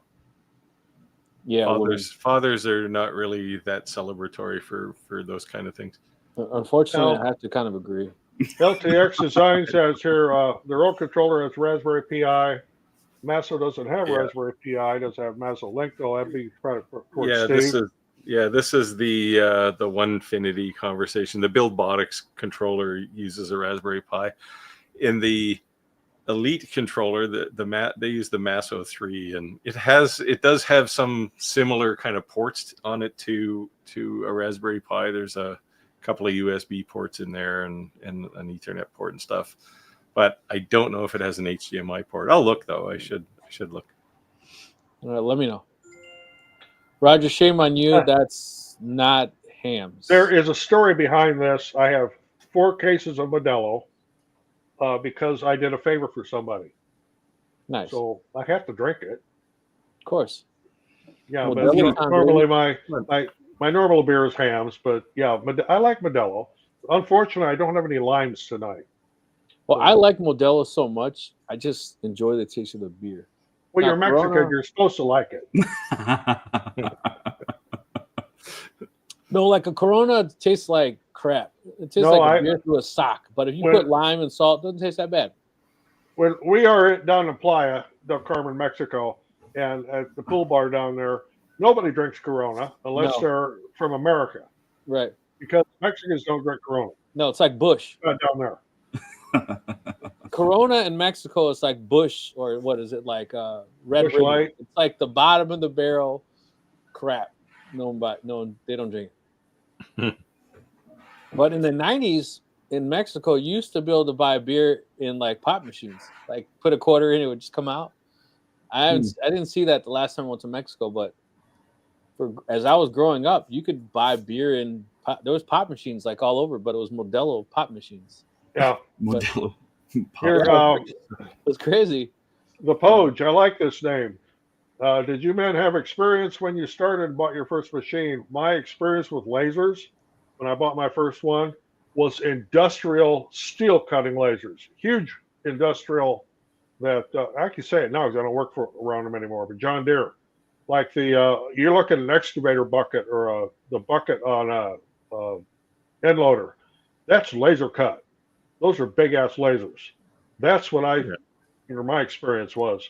So when I first got my first diode laser, I'm like, now what the hell do I do with this? You know. See, I worked on the other side of that conversation. We built industrial lasers for the first several years, but that skill doesn't teach you anything about hobby lasers. No, there's a light and don't put your hand in it. Yeah, I mean, I learned G-code and stuff when I was working around these lasers, but that did me absolutely no good when I got my first laser. Yeah. I had 0 experience when I got my first CNC. Before this, I worked in something completely unrelated. I grew grass for a living, and I think I've said this before. Not the kind you smoke.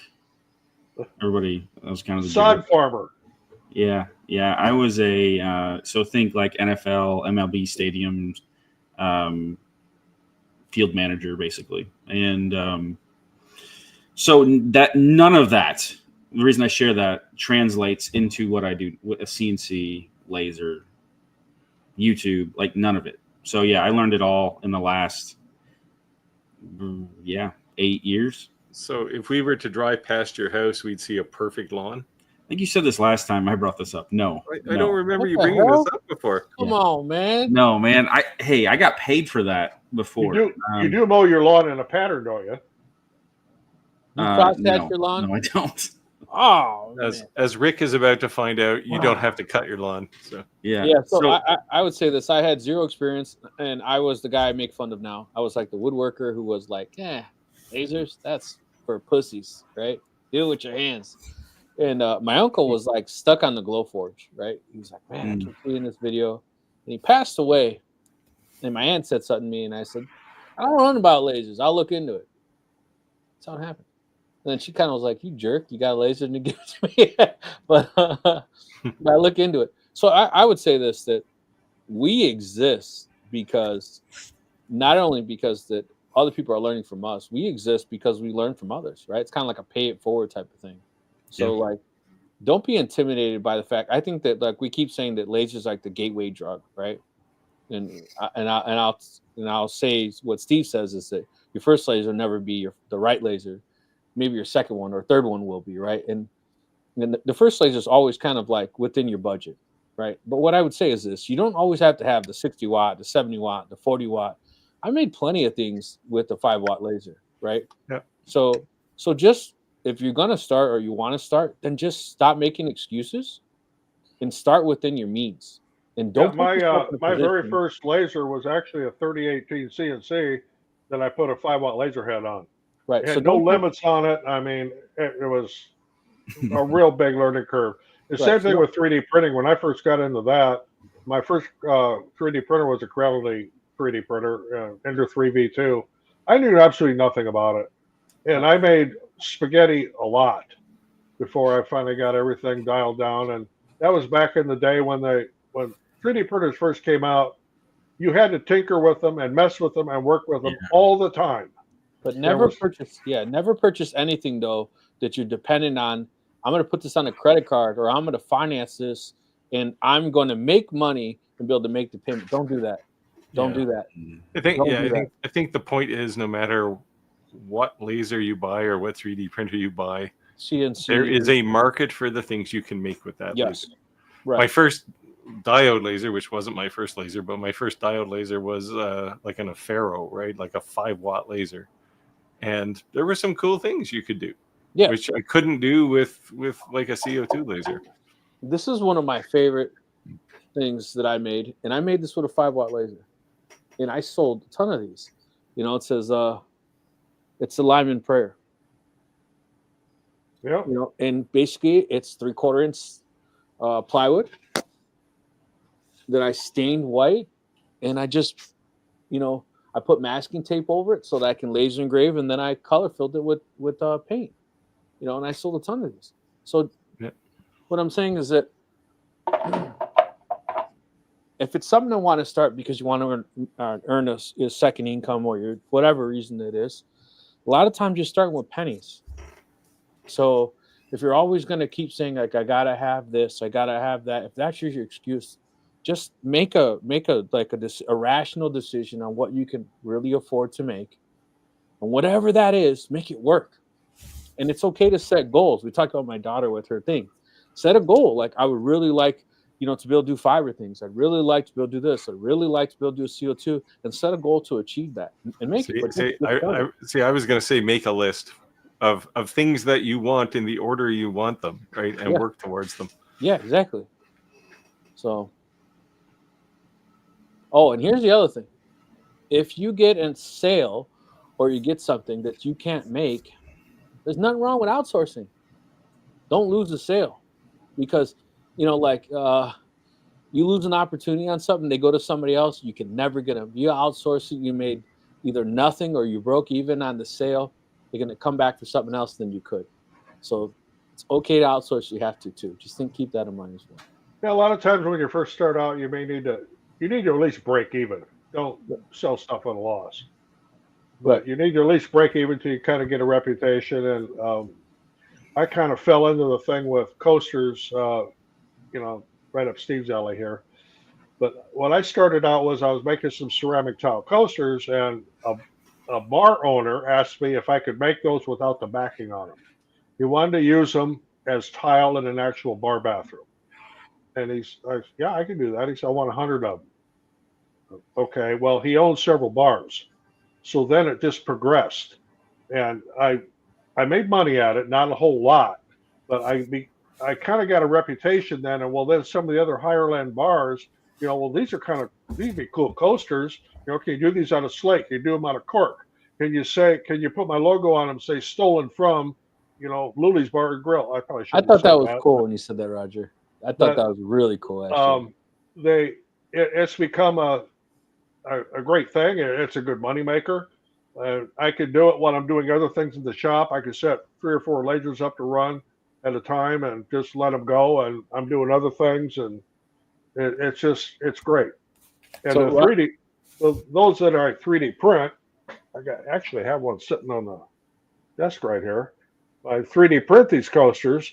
I could set that up to do on 3D printers at night before I go to bed, and come down the next morning, pull them all off, and they're ready to go.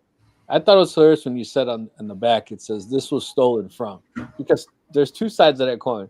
One, a younger crowd, it almost influences them to want to steal it, right? And when someone uses it at that person's house, damn well they're going to bring it up. So that's one hell of a marketing scheme. Yep. Right? The other thing I do too is, it'll say stolen from, and it'll have the name of the bar and a logo. Yeah, I think that's so cool. On the front. I I put our logo and business name on the back. That's cool. Yeah, that's cool. Yeah. So, Roger, a question I think people would like to know the answer to. You didn't get there overnight, right? Like with the coasters, you just didn't fall into your lap. Bars didn't come running to you. Maybe they did at first. But what opened the door is you made a design on a slate coaster, right? Oh yeah, and people liked it, and it probably took a year for it to snowball. And when I say snowball, I mean it really snowballed. I was just overwhelmed there for a while. And now so I kind of keep it like, if you want to buy 50, fine. If you want 10, I got time. Yeah. So where did you first come up with that idea? Or did you see it somewhere, or when? Do you remember how you stumbled upon slate coasters? I was at a bar in Mexico, and they had these paper coasters, and it said "stolen from" and had the name of the bar on it and stuff. It was in Spanish. I thought, well, this is kind of cool. I could probably do something with that. It's Nice. you got to be observant when you're out. It, though? The what? Did you steal the coaster? Yes, I did. Still got it too. It's a Carta Blanca, which is a Mexican beer. Carta Blanca beer coaster. That's awesome. That's awesome. So I always think it's really interesting to think about how these things start, right? Because people get overwhelmed and they don't know. Like, they're focused on the end goal, right? Like, I want 100 coaster order, and they don't realize. This is in my experience talking to people that want to do this. So a lot of people don't realize that it starts with a simple encounter where, either somebody says something to you or you see something and you're like, you know what, I could do something with that. How can I make that unique? And you use a different material and, and put it out there for people to see it. Yeah. Steve said, "You're right, Rick. I come here to learn and bullshit." Yeah. Chris said, "I usually watch lives on the computer and other YouTubes on a 100-inch TV." Okay. Yeah, I watch YouTube a lot, and I have a TV in the bedroom, and if I can't have like insomnia for some reason or whatever, I'll flip it up. That's a smart TV. I'll put YouTube on it and watch a few videos. Yeah, AGT Restorer said, "I listen on my phone with earbuds while working. I can't watch or only listen." So that's And a lot of people do that. That's why we read the comments. It's because not everybody can watch it. They just want to listen. You want to take this, Roger? Yeah, personally operate a couple. This is from Multicraft Neo. Personally operate a couple of lasers. So going to the second stuff on the CNC router was pretty intuitive. Yeah, once you are familiar with the laser, picking up a CNC, there's still a learning curve. It's not going to be automatic, and Andy will attest to that. But it'll be a whole lot easier if you're transitioning from a laser to a CNC. Absolutely. Than if you've never done any of it before. That's why we say a laser is a gateway drug, right? Yeah. It teaches you the notion of tool paths and settings for a path, and then the CD or CNC router adds that third dimension, which causes a whole new set of complexities. But you understand what's happening at least. You know, I've had a lot of viewers, and I actually did a video on it, of what x-axis means, what y-axis means, what z-axis means. Because most people have no idea. Yeah. And I made a real basic, simple video. You know, x-axis is left to right, for y-axis is forward to back, and z-axis is up and down. It's just that simple. But you know, people weren't born knowing that. Yeah. Yep. Manuel says that internet for cable for internet streaming for everything else. So more and more people are getting rid of the cable and just going completely streaming. I think that's why you're seeing people watch. We actually got rid of cable internet. We now have fiber. Yeah, I have fiber too. Yeah, I have fiber, Yeah. but I also have any TV that I watch IPTV, so it's all streamed. Everything is. Well, I was a big Cody fan until they kind of locked that down. But man, it was good while it lasted. Yeah, there's lots of IPTV services out there that'll give you like 8,000 channels from, like, you can watch the news from Lithuania if you want. Yep, that's why Cody was so awesome. Yeah. James, we dropped the cable and only stream. Cable bill is getting like $60. I was paying like $350 in cable.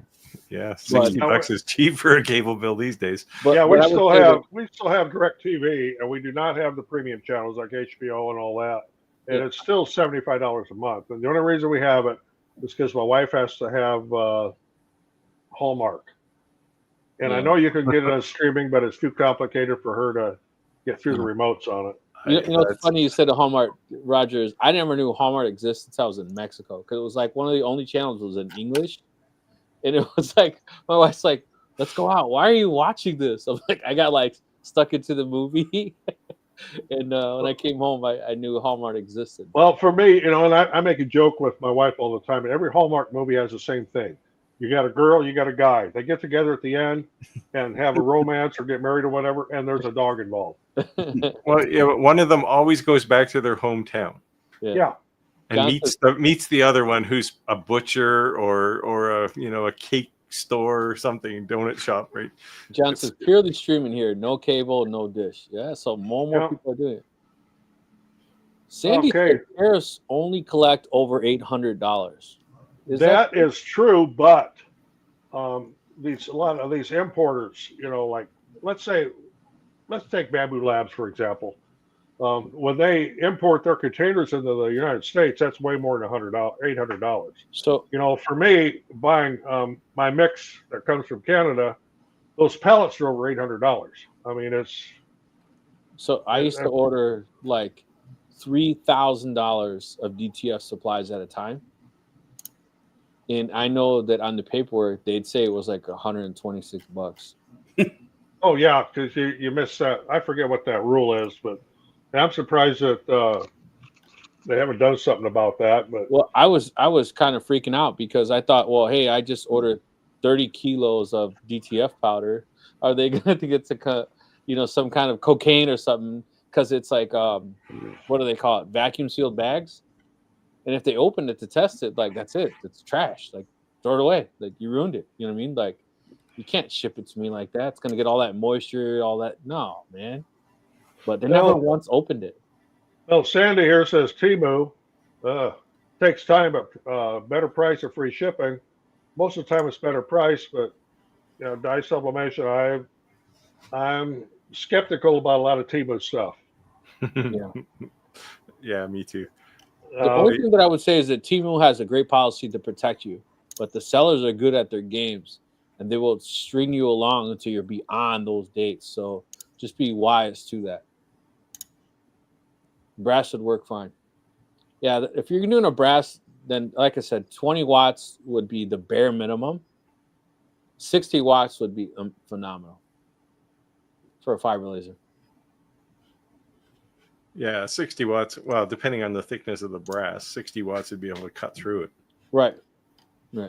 Brass is super soft. Now I'm saying that because I do tons and tons of brass challenge coins. I can do it all day on a 20 watt, but a 60 watt is so much nicer. Yeah.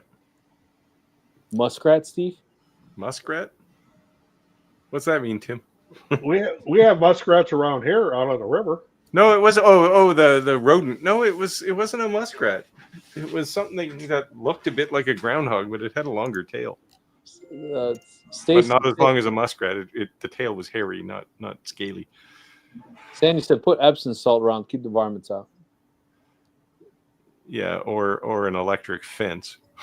I just put a fence around. My gardens are raised, so I just put a fence around them. Oh, this is getting back to the darts here. Chris says that flights are replaced usually every 2 to 3 matches anyway, so the Holy flattening crap. damage is not really an issue. Say, I'm not a good darts player, so Yeah, Yeah. so I guess that goes to exactly what Chris said. Someone who's Okay. at a professional level, they're throwing them away. It's not a big deal. And somebody who just wants a nice set of darts, they're definitely not throwing them away. I don't think I've ever thrown a set of those away. Yeah, that's what I'm saying. Yeah, exactly.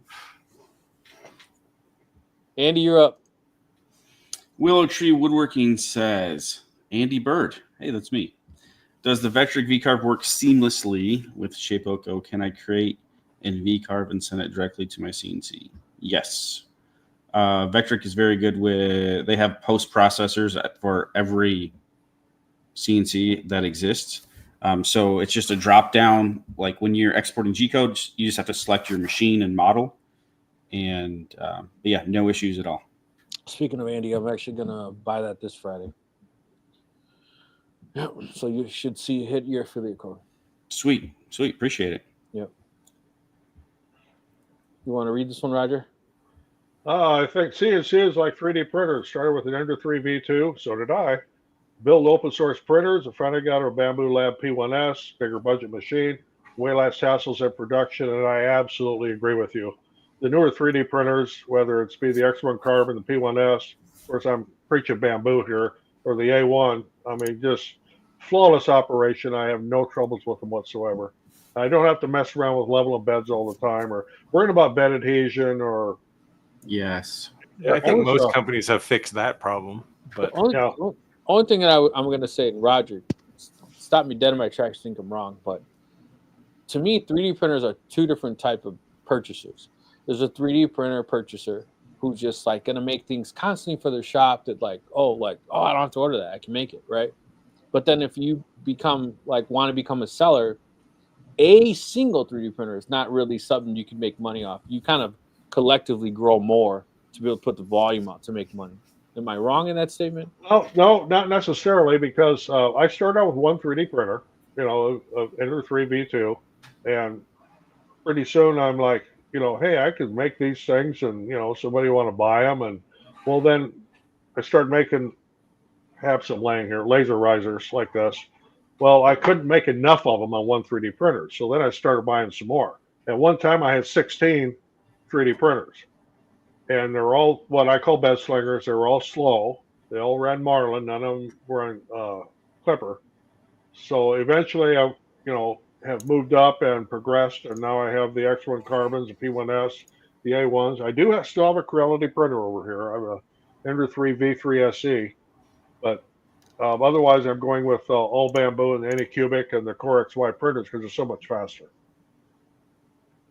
All right, Andy, we got a question for you as it kind of covers your face. Yeah, look at here. Mouse, sit up.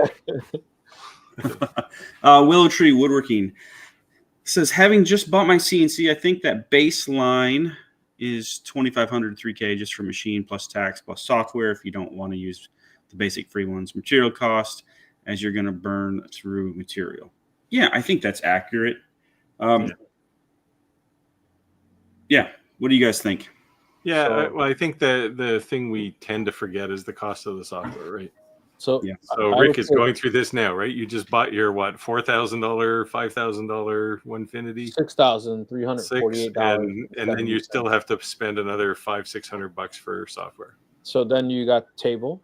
I'm actually making a video about this. Yes. So I'm kind of still. Then there's the bench. Then there's a table. Yep. That's why I have the Foil CNC board. table, foil board. Then I have my surge protector, right? And then I'm doing some electrical work, which I'm going to include in costs because I'm doing it myself. But if you'd had to have somebody else do it, right? What would that cost? So yeah, I mean. Yeah, I mean you're gonna. Oh, and don't forget, I got a spindle kit. Oh yeah. Water cooled, and then I need to buy the cooler. Then bits. And bits. I'd say, man, You're actually going to buy a cooler? Yeah.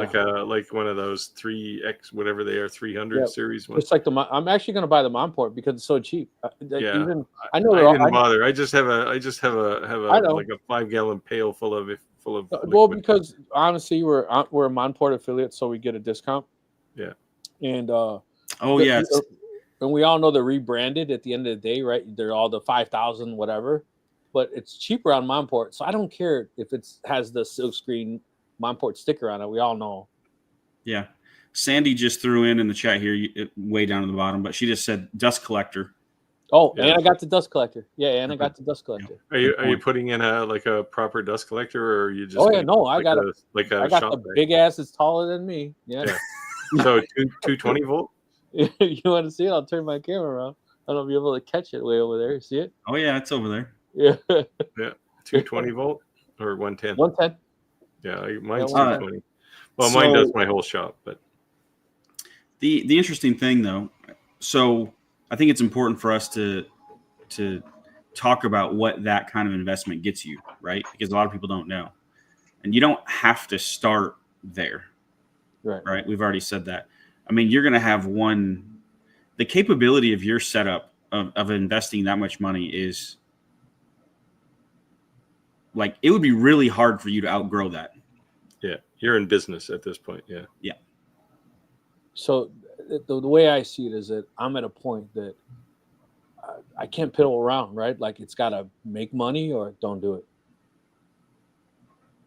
What to say, a leap of faith. I told you that, Andy. Remember when I said that? Yep. You said, when I sent you the screenshot of all the equipment on the way, you said, well, you're in now. And I said, a leap of faith. You know what I mean? I think I said you jumped into the deep end. Yeah. Something like that. Yeah. Without a life preserver. Yeah, but my wife even said, because the CNC's not here, and as other items start showing up, she said, "You mean to tell me that you're buying things for a CNC that's not here?" And I kind of went like, "No." We got a comment here from Chris, and I can relate to this. Have you guys noticed that quite a lot of the more profitable crafters and makers are the ones that start off not doing it for the money? I started off just doing it as something to do, just for fun to screw around with, what I call a boy toy. Just a toy to play with, and then it turned out being something that made some boy money. toy. You need to call your girlfriend. Yeah, I back, did the man. same thing. I never my wife even now calls it's more for the challenge and to help people. But if I do a deal where I don't make money, it's not the end of the day to me. Yeah. All these, the lasers, the world. 3D printers, and the CNC and everything. And my stuff in my wood shop, my wife just calls them boy toys.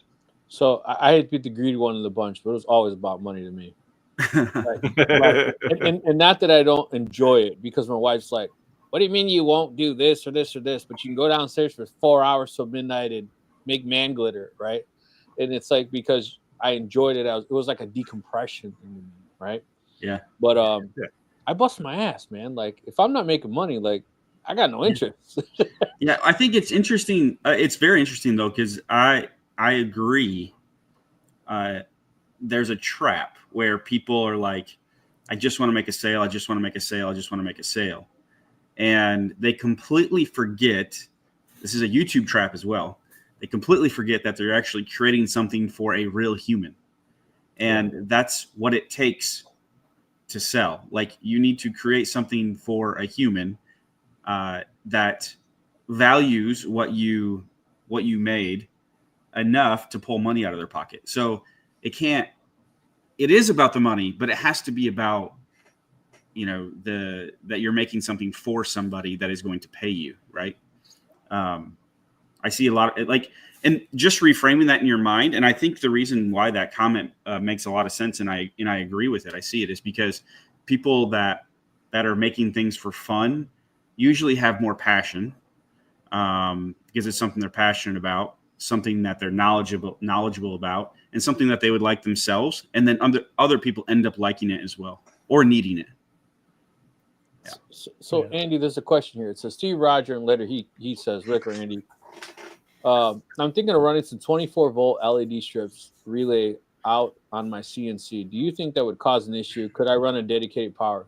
or should I run a dedicated power? It would depend on how many watts that LED strip is. So Yeah, but you can't normally draw too much current out of a this is what I would say. out of a relay output. So you're actually probably better to put the relay on the relay output and put a 24-volt supply on the other side of it. All of them.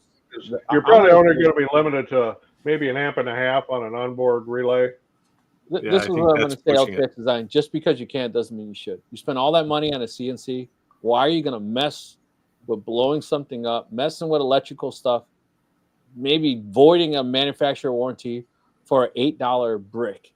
Yeah, use the output to trigger a little 24-volt coil ice cube relay. Don't even do it. You can. Yeah, don't even do it. You can 100%, but just don't. Yeah, Why? just get a power adapter and don't do it. Wire it in. You absolutely can. Just don't do it with a switch somewhere on your exactly. On your table. You know what's funny is that I just got a company, electrical company. They sent me this huge giant box, all different kinds of electrical stuff, right? And we had talked about. I was making fun of Clack because he's in the shop, and I won't say the word, but you know the A, and it makes things work in your house remotely. Because if I say that, all things are going to start chiming in my house. But when these Amazon sales happen, like the door what is it, like 2 times a year, 3 times a year, whatever. I bought those wireless, you plug it into electrical and you could say, Alexa, turn off whatever, right? And it will turn it off. But the thing is, in order to stay on their network, you have to pay like a subscriber type fee. So I put these all over the house. I got all excited because I got this big giant savings. And about a month later, they didn't, I guess, continue to pay. So they were like bricks. So I was like, this sucks. So I threw them all away. But anyways, I made fun of Clack because Clack had a bunch of LED lights on the CNC. And he hooked up to Alexa and he said, turn on the lights on the CNC. So Clack, I'm going to bite your idea there. I already got the LED strips and now I got the wireless attachment. So we'll be connected to that as well. Yeah, my entire house, my shop, my everything runs on Home Assistant. So yeah, I got the Lutron light switches too, but Roger, you can contest to that. You'd probably be the only person walking my house who know what that is. I know what they are. I don't like them. Look at that $30 light switch. Little side note here: we have an Alexa in our family room. We also have, my wife has a friend whose name is Alexa. So guess what happens when she's over? Oh, yeah. You can change the name. You know that, right? Yeah, but we don't. It's always funny. Ours is just affectionately called the girl in the corner. I didn't know you could change the name. Oh, yeah. If we happen to say her name and it says, pretty soon Alexa will say, I do not understand the question. I didn't know you could do that. That's crazy. Yeah. I might mess around and make something crazy. You can give it a man's voice if you want someone to hang out with. I don't mind. Look, if you can get your spouse and kids involved, making, marketing, selling, become way more far successful. I would say this, I own a farm, and part of it is I make my kids do chores, and we do a huge garden. It's probably about a 1/4 acre, but I give all the money to my kids, but I make them do the work. I mean, I plow the field, don't get me wrong, but I make them go pick the weeds. I don't use killer, and I make them stand out there with the farm stand in front of the house and for sale. And then I put my little stuff out there too. Actually, I do really, really well with the pumpkin stuff, with the Halloween stuff during that time because it's driving traffic. But I give it to my kids. But yeah, definitely. And you know what the thing is too is that like we keep saying just because you think it's cool doesn't mean sellers think it's cool. So by having multiple people giving you some inputs, you might get different markets. Chris said, I sell a higher price than I need to, so I'm not taking sales from other people that need sales. Actually, sometimes when you have a higher price, people will think you have a better quality item. Yep. Yeah. And the worst thing you can do is start selling stuff like dirt cheap. And the other thing is you could be a piece of crap. Is you can really control what you can output, right? So just like anything else, when Walmart, they put things on sale, right? So if you're like, hey, like I'm bombarded with one particular item and I reached my max capacity. If you raise that little price, they can taper it down, but you won't lose customers. Yeah, and as the economy's headed south right now anyway, right? And once that happens, Headed. You mean getting deeper. people will appreciate things that are quote unquote handmade. I mean, you've got some fancy machine helping, but things that didn't come out of a container off a boat somewhere, right? Yeah. You're up, Steve. Jim. He was watching my video. Watching a video from Laser Everything. Good guy, Alex. He was talking about a Galvo with a 300 millimeter lens, able to do tumbler engraves without a rotary. Okay. Can you explain what this is all about? So we talked about this, Jim, where you can engrave across a curved surface without a rotary, but you can only go maybe 20 millimeters before you actually have to move the thing. That's basically what he's talking about. Now, a 300 millimeter lens gives you a bigger field of view, so you can go a little further, but you're not going to get around the back of a tumbler no matter what. Yeah.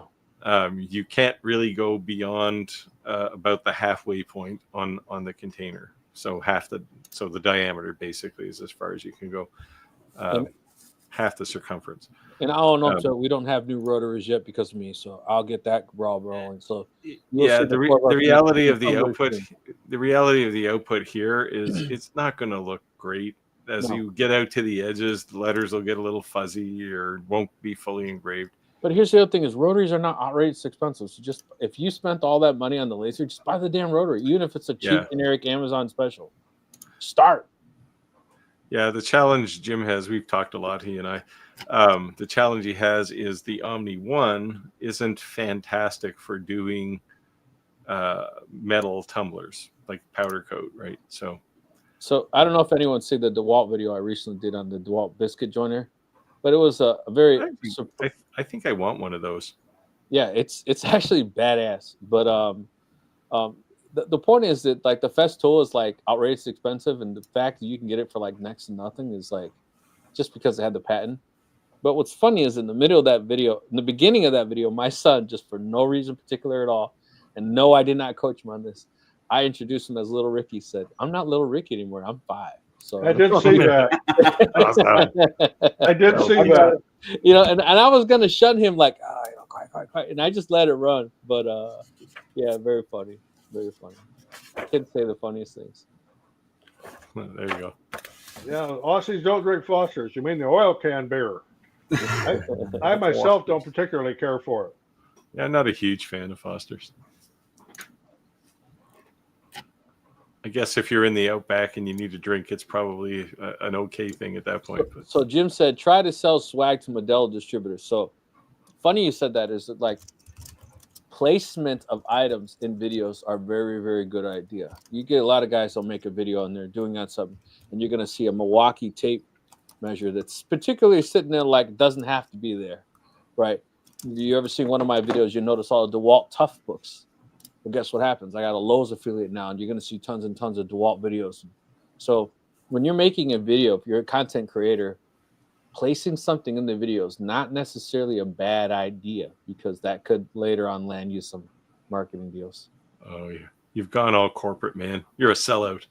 Yeah. No, I'm not a sellout because I've always been a DeWalt guy. Now, if you told me all of a sudden I was a Milwaukee guy and I was throwing all my DeWalt stuff away, you could call me a sellout. But at least I'm staying true and blue to the colors. Yeah, this week it's DeWalt. Next week it'll be Milwaukee. Yeah. Yeah.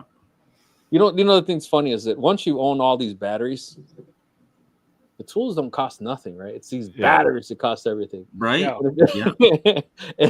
That's the reason I have Milwaukee everything, because right. You're not gonna switch. I started with a bunch of their batteries and a couple of tools, and now I just can't get rid of them. Right. I'm not saying like DeWalt's going to be so much better than Milwaukee. Milwaukee's going to be so much better than DeWalt. It's the batteries, really. That's really the cost, right?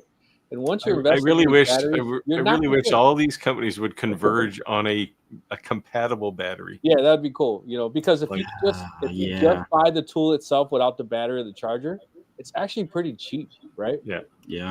Like DeWalt, right? Like, hey, if DeWalt wants me to use their tools, then make their tools compatible with all my batteries. I do see Amazon though; they sell like these clips that you can like. I wonder how good those are. The though. adapters. Yeah. Yeah, probably clunky. You want to answer this, Andy? Yes, Andy says mine was CNC for cabinet making classes at DMACC 8x12.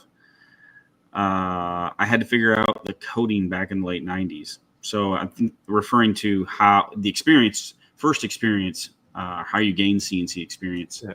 I think that's Yeah, that was the good old days of CNC, where you had like I ran into CNC first in machine shops, and you get like a guy who's like a 60-year-old machinist, and he's writing G code, and There it's you go. like, yeah. oh my god, and at that point, like a CNC mill, for example, would have been tens of thousands of dollars, so nobody could touch that machine.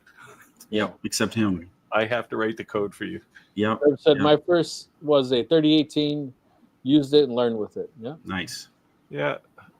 And then you put it in a yard sale and you buy something bigger. Since said Roger, what are you getting for the We Stole coasters? Well, I guess Roger, what would you mind sharing that? What are you getting for the We Stole coasters? $2 a piece. It's a good price. $2 a piece and lots of 100. Yeah.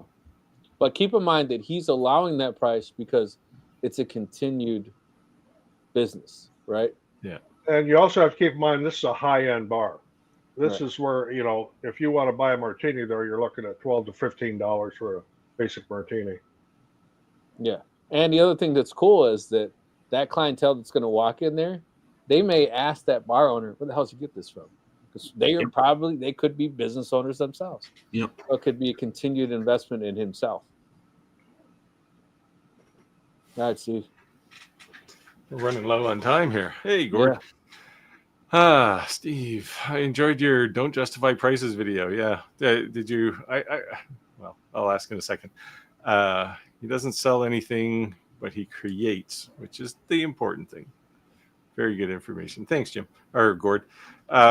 I was going to ask anybody who watched that video whether they were insulted by my Walmart comment, because that's the second time in a video I made that remark. And the first time I dropped it in there, somebody left.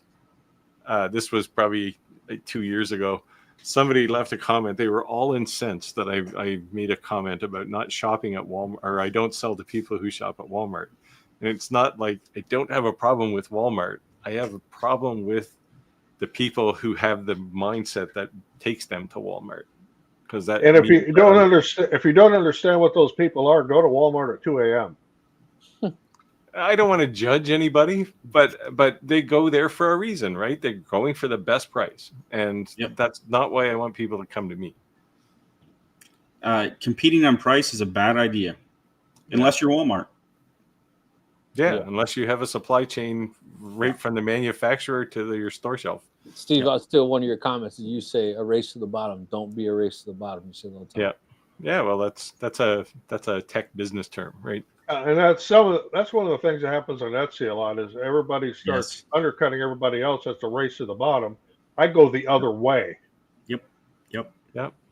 I think you want to be in the middle, right? You don't always want to be the top end guy. No, but the problem on a place like Etsy when everybody's racing to the bottom is there is no middle. Yeah. Right. There's the people who sell the $5 cutting board and the people who sell the $300 cutting board, and there's no one in between. But I think the big difference too is that you see all these influencers with that whole Etsy pitch. Etsy 2-3 years ago is a whole lot different than starting Etsy now. Etsy, YouTube, us. Somebody was trying to be us and start tomorrow. They have a whole different level of playing field starting now versus us starting just the same as. Yeah.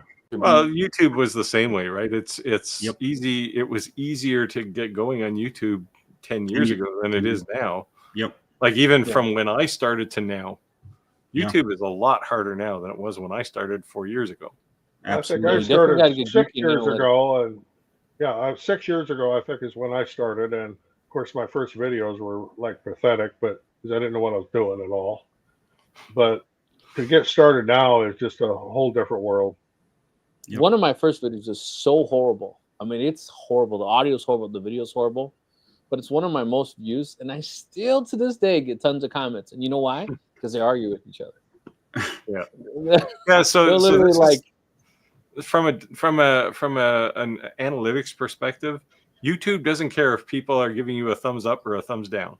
right. Right. And they're not even arguing with They're me. interacting with each your other. video. That's what YouTube cares about. Yeah. I made a video about Vogue's tires. And people go in the comments and they'll start like disputing with each other. And all of a sudden I'm like, what the hell? I got 100,000 views this month on this video that's 8 years old. But, you know. Okay, we're almost out of time. We got lots of questions left here. 3D Experiment said, I buy a lot of 3D printers and electronics off AliExpress. No problem so far. Yeah. I have not had any problems with AliExpress. Yeah, they seem okay. Chris said Temu is a cheap knockoff AliExpress, unbranded products, items in general. I think Yeah, that it's pretty bad when you have to knock off AliExpress with something even cheaper. yeah. Wah wah wah. Now, do I like my A1? Flip Clayton's video got over. an A1 too.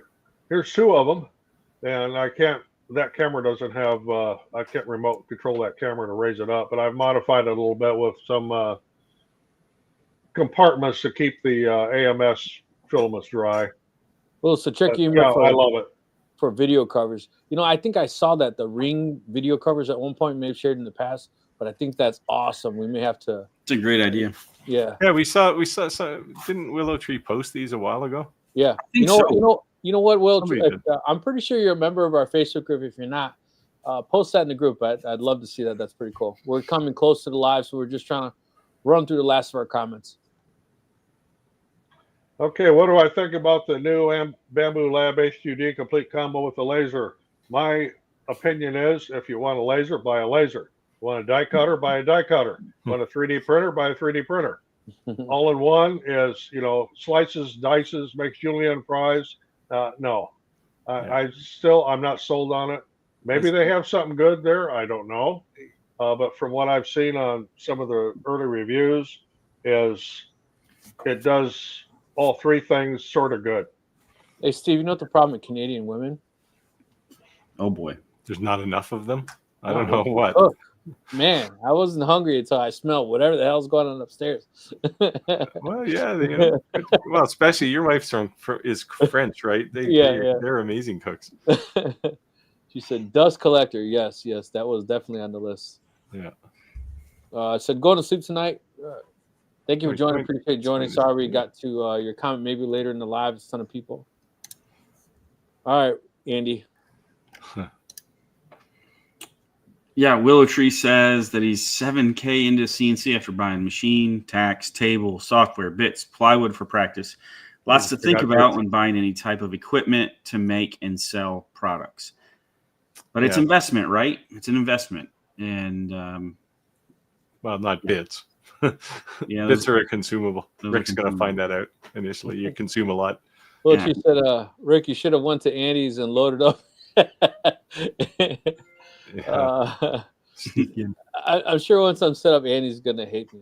I'll be like, hey, given that Andy's spindle weighs about 300 pounds, I don't. You know that what's that song? Lean on me. I'll be leaning on Steve and Roger for a while, and Andy, all of them together. Oh, that's not what my wife calls a boy toy. Well, I'm actually my wife's boy toy because I'm 8 years younger than her. Oh, all right. I call it man glitter. I told my wife I'm gonna go make man glitter. Yeah, sawdust. Yep. Yeah. What you said? Go ahead. You're gonna read. Just go ahead, Steve. LTX says Willow Tree. Depending on what you're trying to make, MDF is probably the better material for practice. Yeah, I like MDF. The only downside is you definitely need a dust collector and dust collection. It's so dusty. It just makes micro dust everywhere. I don't know about your guys' area. For whatever reason, on Facebook Marketplace, I can pick up MDF for like free, like a lot. So I don't think people are buying it for projects and they're just overbuying or what's the deal. But like 10 to 15 sheets at a time, I'm picking this stuff up. Maybe what thickness? 1/4 inch or 1/2 inch? 3/4. 3/4. Well, Yeah. that's good for spoil boards. Keep an extra bit of it around. Yeah. The That's problem with a expensive. sheet of 3/4 inch MDF is you need 2 men and a boy to move it. Yeah. Remember Yeah. I was talking about the DeWalt Dense. sections? That's literally why, because I had to have my wife, and I'm like, don't drop the corners, going to bust the corners. Yeah, or don't drop it on your toe. Yeah. It's That's heavy. why my spoil board is 3 pieces, so I can put it together myself. Yeah, well, unfortunately, my spoil boards are going to be screwed from underneath. So picking the whole damn CNC up is going to be a chore when I have to change it. Build They yourself a little jack for the corners. I'm probably just going to have one of those, a little wench. Why is there a wench on your ceiling? You'll see. LTX Design said I have both MDF and plywood for testing on the types of product I'm making. So, yeah. Yeah, I keep pretty much both the same things around here too. Oh, Clack says the lights in this CNC are wired from the factory. The shop lights are all on remote. That's a great idea. Yeah. You know, home automation, well, just any automation for electrical stuff is so much nicer. yeah, Clack was showing off with his fancy dancy Xbox 360 remote, and I saw that I won't work on our CNCs, Steve. Yeah, I'm gonna. I have in my pantry, because we always forget to turn the light off. I have a human presence detector in there, but I'm actually going to put some of those in my shop, because in addition to turning all the lights on automatically when I'm in there and turning them off when I leave, at night I can also use it for intrusion detection. So there you go. Clack said my rid of my issue is crappy that motion detector. hyperactive and OCD makes me turn out really fast. I have a reputation in the area of turning out projects on short notice. Good news, last minute jobs pay well. Yeah, videos too, Clack. Yeah, no kidding. This guy. Seen that. Yeah. Clayton said, I love my DeWalt. Well, I'm a big DeWalt guy because Steve was in the Milwaukee with the batteries. Well, I have DeWalt with the batteries, so everything I've got is DeWalt. I'm actually half and half. I actually have half DeWalt and half Milwaukee. What the hell? How'd you manage that? I like them both. And I have a few Makita tools, but they're actually corded, not. Yeah, not so I have battery. a couple. I like a Makita chop saw for doing like crown molding, stuff like that. Yeah, I forgot what made me get into Milwaukee initially. And I like Makita routers, hand palm routers. Yep. Yeah. Well, contractors, all the pro guys used to use Milwaukee's. Now they've all switched to Hilti. Well, I think that's because the warranty, though, right? They're pretty. I think that's why they beat. Yeah, it's actually made by the same company, right? Hilti. Yeah, they beat the crap out of Walker and get a new one. Yeah, but they little better parts in them. So, I was out on the job when the 20 volt flex batteries first came out. They came out on a substation. The DeWalt's there, and they're giving the batteries away. I think I told the story before. And they set one of these big giant batteries on top of an empty reel, and they forget about it, whatever, because they handed them out. And later on, they're picking up something else, and they set it on top of it, another big giant reel. When they set it on top of it, it looked like a 60-foot flamethrower. Oh yeah, they go up. And they had to shut the substation down, do a job safe brief, blah blah blah. This all kinds of stuff. And I thought, if they banned DeWalt from substation work, I'm gonna be so pissed. But they didn't. But looks like we're 8 minutes after. But hey, man, time flew by today. I was really stressed from work today, so I enjoyed today's live. I got my decompression, my happy hump day from the camaraderie of my brothers here, as well as the audience and I appreciate everyone who's joining the Facebook group and watching our community grow. And it's really nice to see the same people come back over and over and over. And like I said, sometimes it's to learn, sometimes it's just a BS. But either way, whatever it may be, thank you. I appreciate all you guys. You guys want to say anything on the closeout? I'm sleepy. Thanks, all. Yeah. Time for bed. See y'all next week. See ya. Thanks for being here. See you next week. Thanks, bye. Thanks, guys.